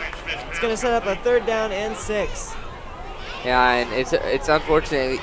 Gorsuch had some room to run, and he was really wide open. But it looked like Schmidt just kind of underthrew him a little bit, and unfortunately, it looked like Gorsuch's foot kind of slid out of bounds as he was sliding with that catch. Okay, all right. And a spread. Ryan Schmidt has 2 wide receivers. To the far side, Perrion Scott runs that way. Looking screen pass, maybe. Ryan Schmidt is being pursued by a couple of linemen. Gets the pass off, but really no chance on that one. Way short. I think the idea behind that was to throw a lateral pass to Perrion Scott, and Perrion Scott was going to throw it. But I think Ryan Schmidt saw a defender there, and he didn't like what he saw with Perrion Scott, so he just kind of pulled it back and tried to make something of it, and unfortunately he was not able to get a good throw off. Yeah, Ryan Schmidt, I mean, previously really the master of the broken play, but hasn't had much luck. Really high punt, really short. And that was not a very good punt there. That looked like it didn't even make it 10 yards. It looked like one of the Linn-Mar players kicked the ball as it came to a stop, kicked it forward a little bit. Zimmerman did not look happy after that one. And I was watching that ball through the air, and it was going forward, and with that wind, you just saw it kind of moving forward. It just kind of stopped, and it started moving backwards with the ball. Not what you want to see if you're a punter. No, with these strong winds, once you see the ball going backwards, it's typically not the direction you want it to go in the air. So that was not the best luck there for Linn-Mar. That's where you saw those winds really play an impact. All right, Washington in no hurry to get this snap off, trying to kill as much time as possible. You wonder, is Snitker still in there? Or are they going to bring in the junior? It looks like they do have Sticker still in there, but Vogel in their previous games has come in late to, in the games. He hasn't had a lot of pass attempts because, when you come in late in the games, because you're blowing them out, you're typically trying to end the game, so you run the football. But as far as averages goes, he's right on par with Snitker, just doesn't get the same playing time. Yeah. And that's probably just because of seniority. But look for him to be a big player next year for Cedar Rapids, Washington. That's just that. We saw what that sophomore team did earlier today, so. They'll have some players at the varsity level for sure. Linn-Mar coming on the blitz. A little over ambitious. It looked like it was number 36, Shea Hartzler, and he just kind of. He was on Snitker, but Snitker did not have the football. Yeah. Snicker's plan was to pass that ball. I don't think he would have gotten that throw off because he was through there in a hurry. He was right on top of him.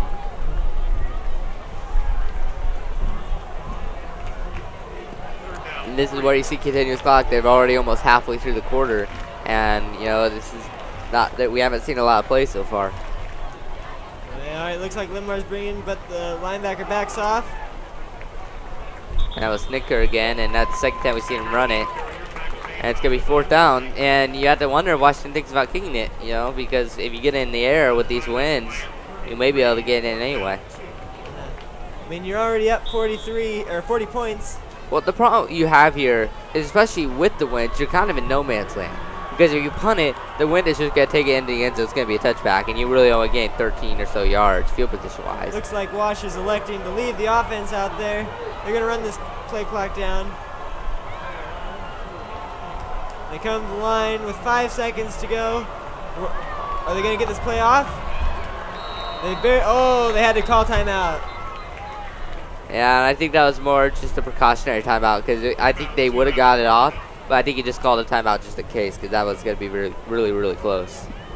Washington is led by coach Paul James. So yeah, you wonder if he ran down the sideline, just didn't want to take any risk here. Yeah, I mean, what happened there is when you have that shorter 25-second play clock, if you have any hesitation on what play you're going to call, you really are cutting it close. And the hesitation there wasn't because he didn't know what play he was going to call, it's whether he was going to run a play or if he was just going to punt it. And sometimes in a no man's land situation like that, a team might even take a delay of game penalty just to give their punter a little more breathing room. but I don't see any motion on that Wash sideline, so that makes me think that they're going to still send the offense back out. Just had another minute to think about which play they were going to call. We have 6:30 left in the third quarter. Washington is up 43 to 3. All right. Snicker back, rolls to his right. Number 76 in pursuit. Oh, but he sneaks through for Washington first down to the Linn-Mar 30. That was close. That was Drew Smith in the pursuit there, but Snicker was just a little faster and was able to get that corner on him. Yeah, it's really unfortunate for Linn-Mar because there was a lot of hopes coming into this game. Because Linn-Mar wins this, they're likely to be ranked top 5. They have a chance to run the table. And it didn't look, if you looked at the matchup, it looked like these teams matched up fairly well. Unfortunately, just some bad luck. So bad luck, but you do still have to give credit to Washington. They came ready to play this evening. And they executed when the opportunities were given to them. Linn-Mar may have had some bad luck, but give credit to Washington, their execution when those opportunities arose. And this is a Washington football program that, based on what that sophomore team did today, this is a Washington football program that's going to be good for years to come. Absolutely. Lots of talent in their feeder system. Yeah, what Paul James has going is definitely working right now. So. Absolutely. That's a good thing to bring up on a night where we honored all the Metro youth football teams, along with all the middle school football teams. And Linn-Mar Snicker back to pass, underthrew his man. So it'll be third down then, and unfortunately we keep talking about these downs, but you Clock have to keeps wonder ticking. if it's even gonna matter. I mean, it's under 5 minutes now, and it's just. Linn-Mar didn't show any signs of being able to move the ball on that first drive. No, it was just an unfortunate game for Linn-Mar tonight, and it's not a lot you can do about it. Just you just have to swallow this one, and come back next week and the week after that and just try and improve. Next week, the Lions are at home facing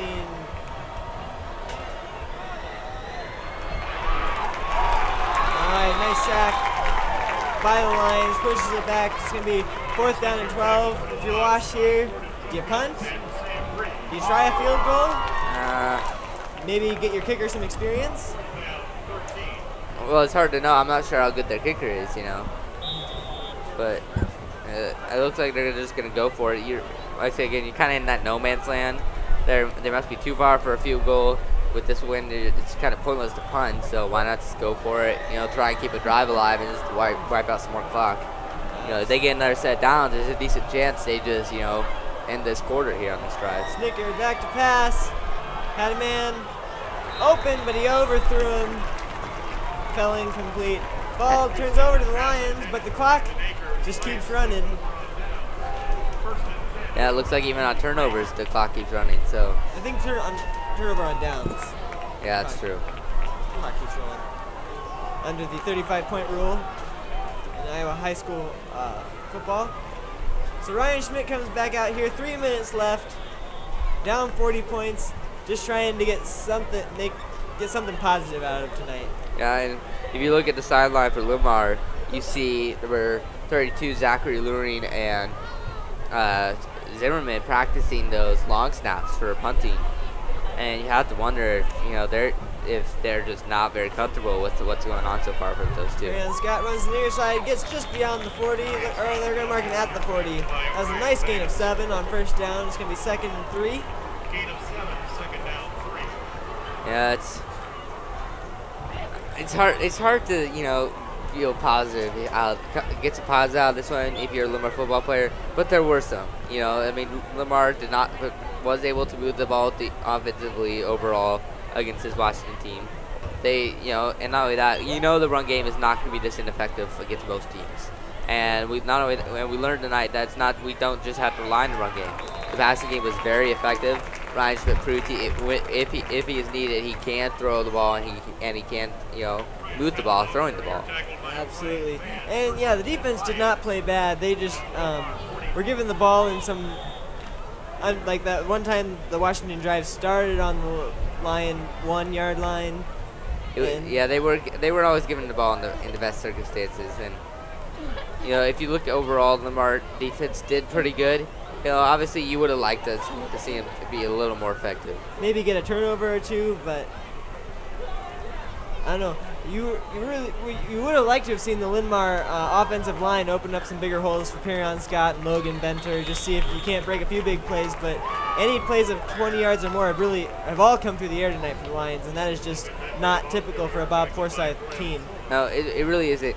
And also, what I haven't seen from Forsyth is the abandoning of the run as often as he has, and it's just something I haven't seen before. And you have to credit the Washington defense. You know, they came out with a game plan. Their game plan was to make Linn-Mar beat him through the air. All right, Perion Scott runs over to the far side. It's going to be a gain of 5 on the play. And it looks like not. Oh, excuse me, no. It's only a gain of 1. And another problem with the offense is, we saw it again there, is their timing. It hasn't been bad, but it hasn't been, you know, as perfect as really Forsyth teams are truly known for. It's just their absolute perfect timing. And you saw there, Perion Scott and Ryan Schmidt were just slightly off. It almost resulted in a fumble. And that might have been just the period at the end of the sentence that describes this evening. It would have perfectly summarized how this night has gone for Linn-Mar so far. But we third down for Linn-Mar then. All right, Ryan Schmidt back. Perion Scott joins him. Or excuse me, Perion Scott went in motion. Ryan Schmidt just throws it away after being in pursuit and knocked down to the ground by number 24 for Washington. That is Vance. And the fourth quarter is over now, and that did not take a very long time there for that quarter to come to a close. So we're going to start the fourth quarter. Linn-Mar is driving. They're going to have a fourth and 5. Do you go for it? I mean, what do you have to lose, right? Well, you're already down 40 points, so I don't see any real negatives coming out of going for it here. See ya. All right. Once again, Washington up 43-3. Linn-Mar has all 3 of his timeouts. Washington has used 1.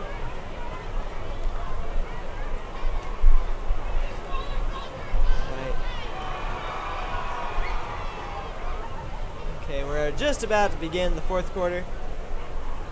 And it looks like they are going to send Zimmerman out to punt, so I guess Forsyth is just going to, you know, play it smart, I guess. I don't know if he's thinking about maybe trying not to slide too much in the polls, but I'm not sure if a 47 or a 40-point loss looks any worse.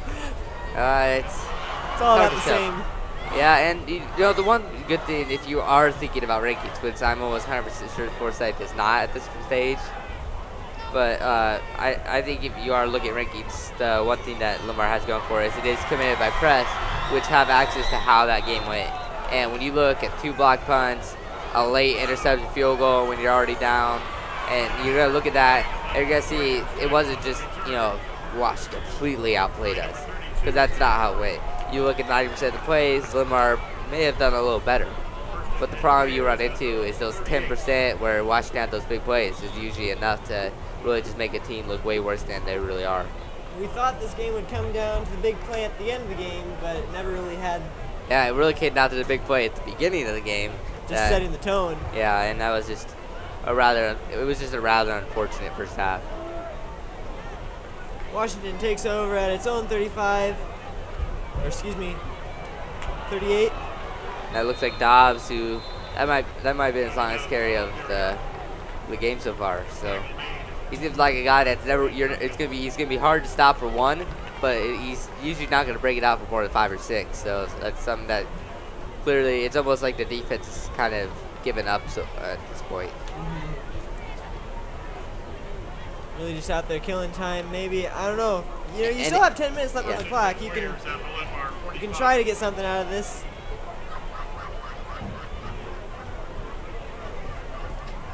All right. Wash 3 receivers on the near side. Handoff. That's again to Dobbs, who breaks a couple tackles, finds the lane to the 25. down to the 21-yard line. Linn-Mar just linemen hands on their hips, just looking slow out there. Not really pursuing like they were at the beginning. And if you have to wonder if that's just tired or it's just motivation. Because if you are, once you're down 40 points, it's really hard to stay motivated into the game. You know, the game's over. You know, it's really hard to keep your focus on the game at this stage. And also, you have to look at those big guys up front. That to be really hard to keep up with if you're the Lions. And this is a line defense that's more known for their speed than their size. So it's kind of polar opposites. And a lot of times in football, size wins over speed. All right. Oh, that was a QB keeper. Line just kept pushing. They had him stopped, but he's able to get 2. Yeah, that's Vogel on the field. So Wash is sending in its second team. Looks like they're still being able to move the ball. I honestly, I truly would be surprised if, you know, Forsyth pulls Schmidt, he pulls Scott, he pulls, you know, Benter, he pulls some of his #1 wide receivers. I mean, this game's over. Why risk getting your, you know, star players hurt? I mean, I know it's hard to see show your fans that you're just kind of giving this one up, but this one has been over. It's really been over for the past 10-15 minutes. So. And this was a real shame. I mean, this stadium was packed. Everyone was looking forward to both sides. Everyone was just really looking forward to a good game. And yeah. And Lions get an encroachment penalty here. It's going to be second down and 3 now. Yeah, and honestly, I think even the Washington coaches, they're going to look at this game and they're going to definitely see things that they could have improved on. Because even though you win by 40 points, 40 points isn't the score doesn't always necessarily represent how your team played. Because there are things that go, and that's definitely the case in Washington Linn-Mar's case. And if you're going to look at Washington, if I was looking at one thing in particular, it was they really struggled to stop Linn-Mar passing game. That really hasn't been all that effective. I mean, and you know, their offense was somewhat inconsistent, and that's something that you really don't want if you're a Washington coach. Yeah, Zach Huffman with a nice play, tackles the ball carrier for a loss of 2. It's going to set up a 3rd down and 5 for the Washington Warriors. Vogel under center, 2 backs. Lions look like they're keying in with some linebackers. They break through right away. Penetration, nice stop on 3rd. Loss of 4 on the play.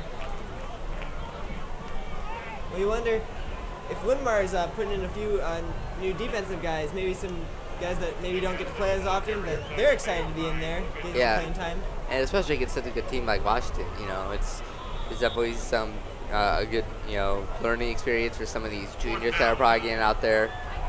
And it's just, you know, it's just unfortunate, especially for some of us seniors. You know, as we mentioned this earlier, in the first 3 years we were at school, we played Washington 4 times and we split the series 2-2. So this was kind of a tiebreaker type of thing, and Linn-Mar, unfortunately, as you can just see by the score, not have the best of games.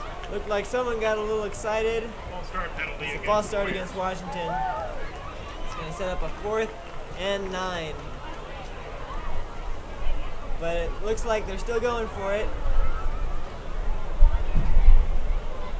This is again that no man's land that Michael was talking about.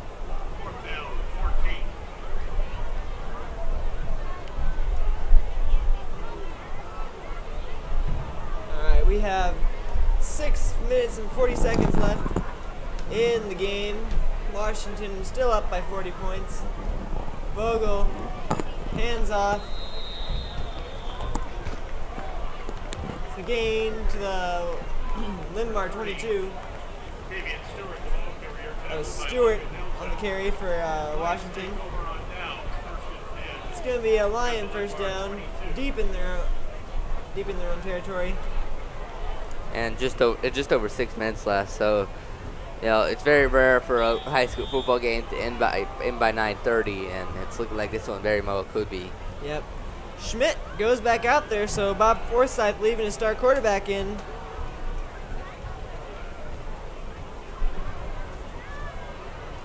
And it would be a real shame to see. I mean, obviously you don't want. It's hard to mention this, but you'd have to feel almost a little guilty for Forsyth to see Schmidt go down. Oh, wide open in the middle.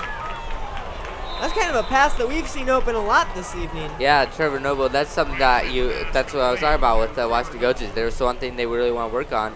It's that right in the middle of the field. We've seen that all game. Smith's done overall done a good job of converting on it. He's had a wide receiver open right in the smack in the middle of the defense. So we talk about it's very likely that these two teams could meet again. So if you're Bob Forsyth, you look at these are some things we can build on if we ever face these guys again. Ryan Schmidt scrambling, comes back to the near side, runs, is taken down at about the 46-yard line. Oh, and there's a penalty. It looks like a late hit. Yeah, it looked like a late hit or maybe targeting the head or something. But that's something you really want to see Schmidt slide on. Schmidt has I know he's big, but at this late in the game, we don't really need you fighting for yards. Just, slide. Oh, it's against the Lions. I'm not sure if there was an exchange of words or. Yeah, what I'm gonna guess is when your quarterback takes a hit like that, often a guy's going, a lineman's gonna come in and shove a defensive guy or something. So that may have been what happens. Or it could have been some words exchanged to the sideline. You never know. But it's hard to tell from all the way up here. All right, well, after a good gain, it pushes the Lions back, and it's giving me second down and a country mile.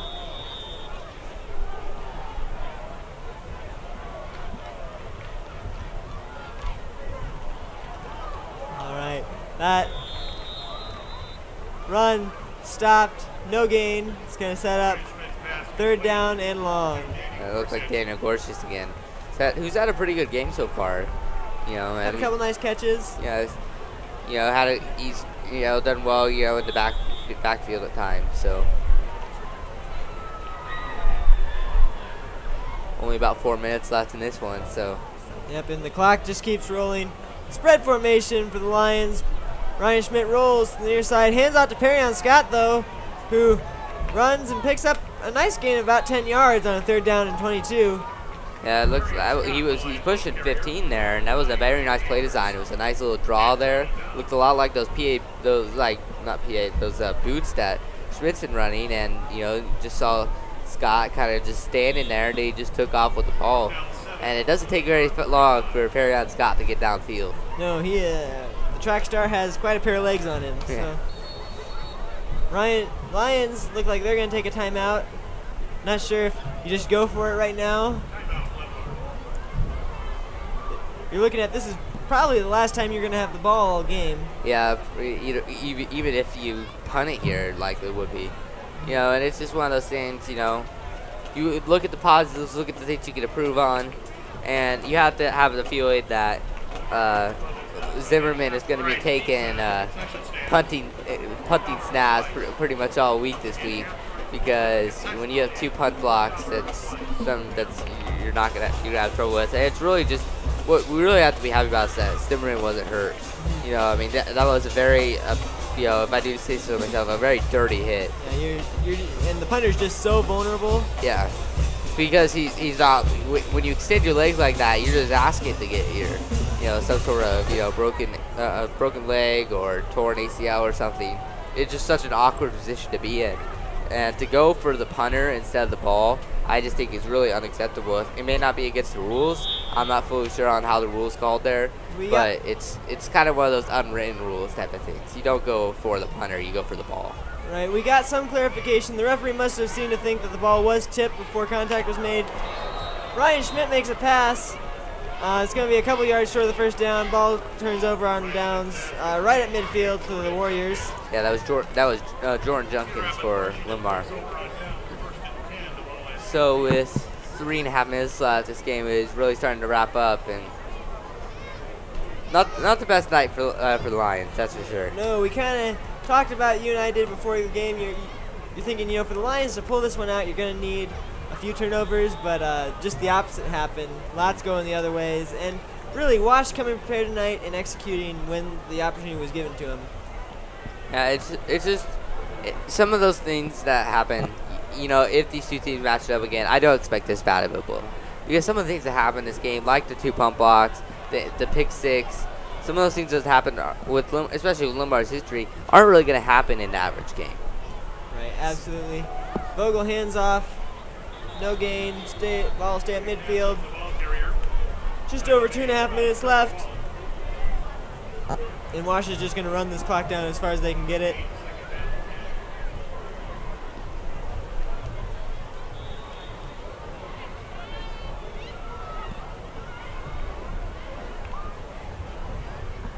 All right.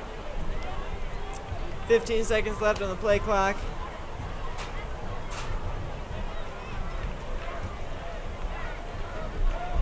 And again, we have the junior Vogels out there taking place of Snicker. Oh, someone moved. Was they moving on the offensive line? We'll see how they call it here. The Lions definitely jumped into the neutral zone, but I'm not sure if they were drawn off.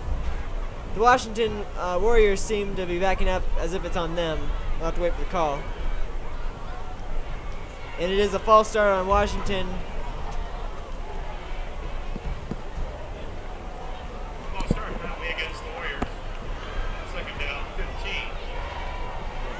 Sets up a second down and long.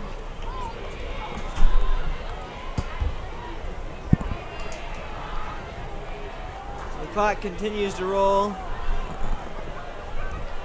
We're now under 2 minutes left to play in the game. Washington comes to the line.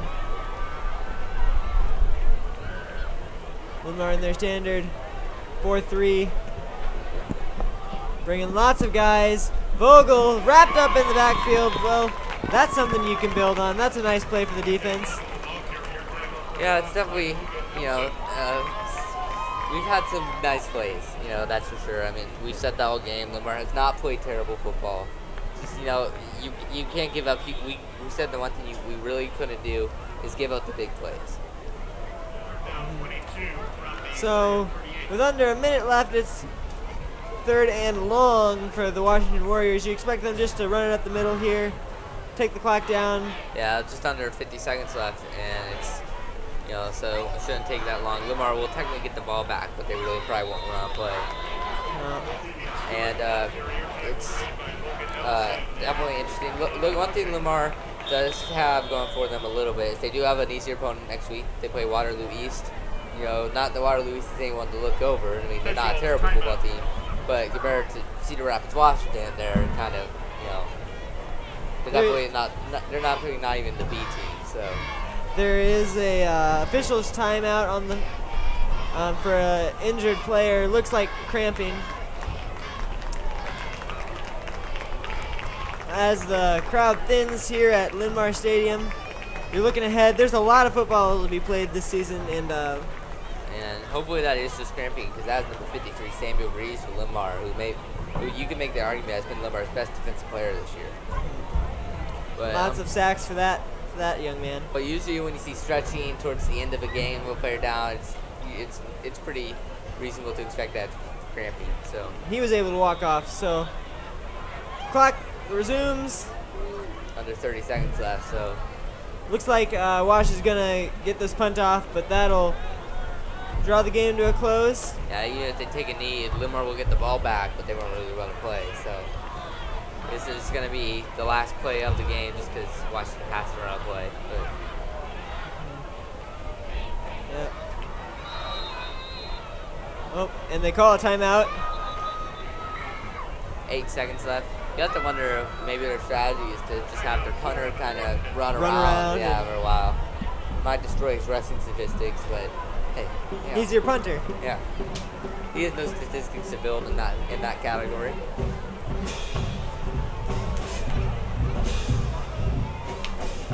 So the one thing I think Linn-Mar can build on is Waterloo East. We're definitely going to be able to run the ball. That's something we are going to be able to do. And if there is any silver lining, it's the experience we got passing the ball, especially against a great defense. Ryan Schmidt, not only was he pretty successful passing football, but he was doing it most of the night under pressure. Right, absolutely. So looking ahead, if your offense can pick up on both running and passing, like we've seen in different occasions this season, but if you can get a cohesive performance next week, really build for the weeks to come, and then working towards the playoffs. Yeah, and hope. Looks like kick catch or punt catch interference on the Warriors. Yeah, it's not really going to matter. I believe with the continuous clock, that could be the last play of the game. Yep, the scoreboard is reading 0 time left on the clock, so that will draw the game to a close. The teams line up to shake hands. Final score, 43-3, in favor of the Washington Warriors. Thank you for joining us this evening for LMTV Live Sports. We'd like to thank all of our staff, Mr. Fry, and we'll see you next Our time. athletic department, you know, and also join us next week, you know, same time, play Waterloo. That'll be the last home game before homecoming for Linn-Mar. Hopefully a better result. Yeah. Thank you, and have a good evening.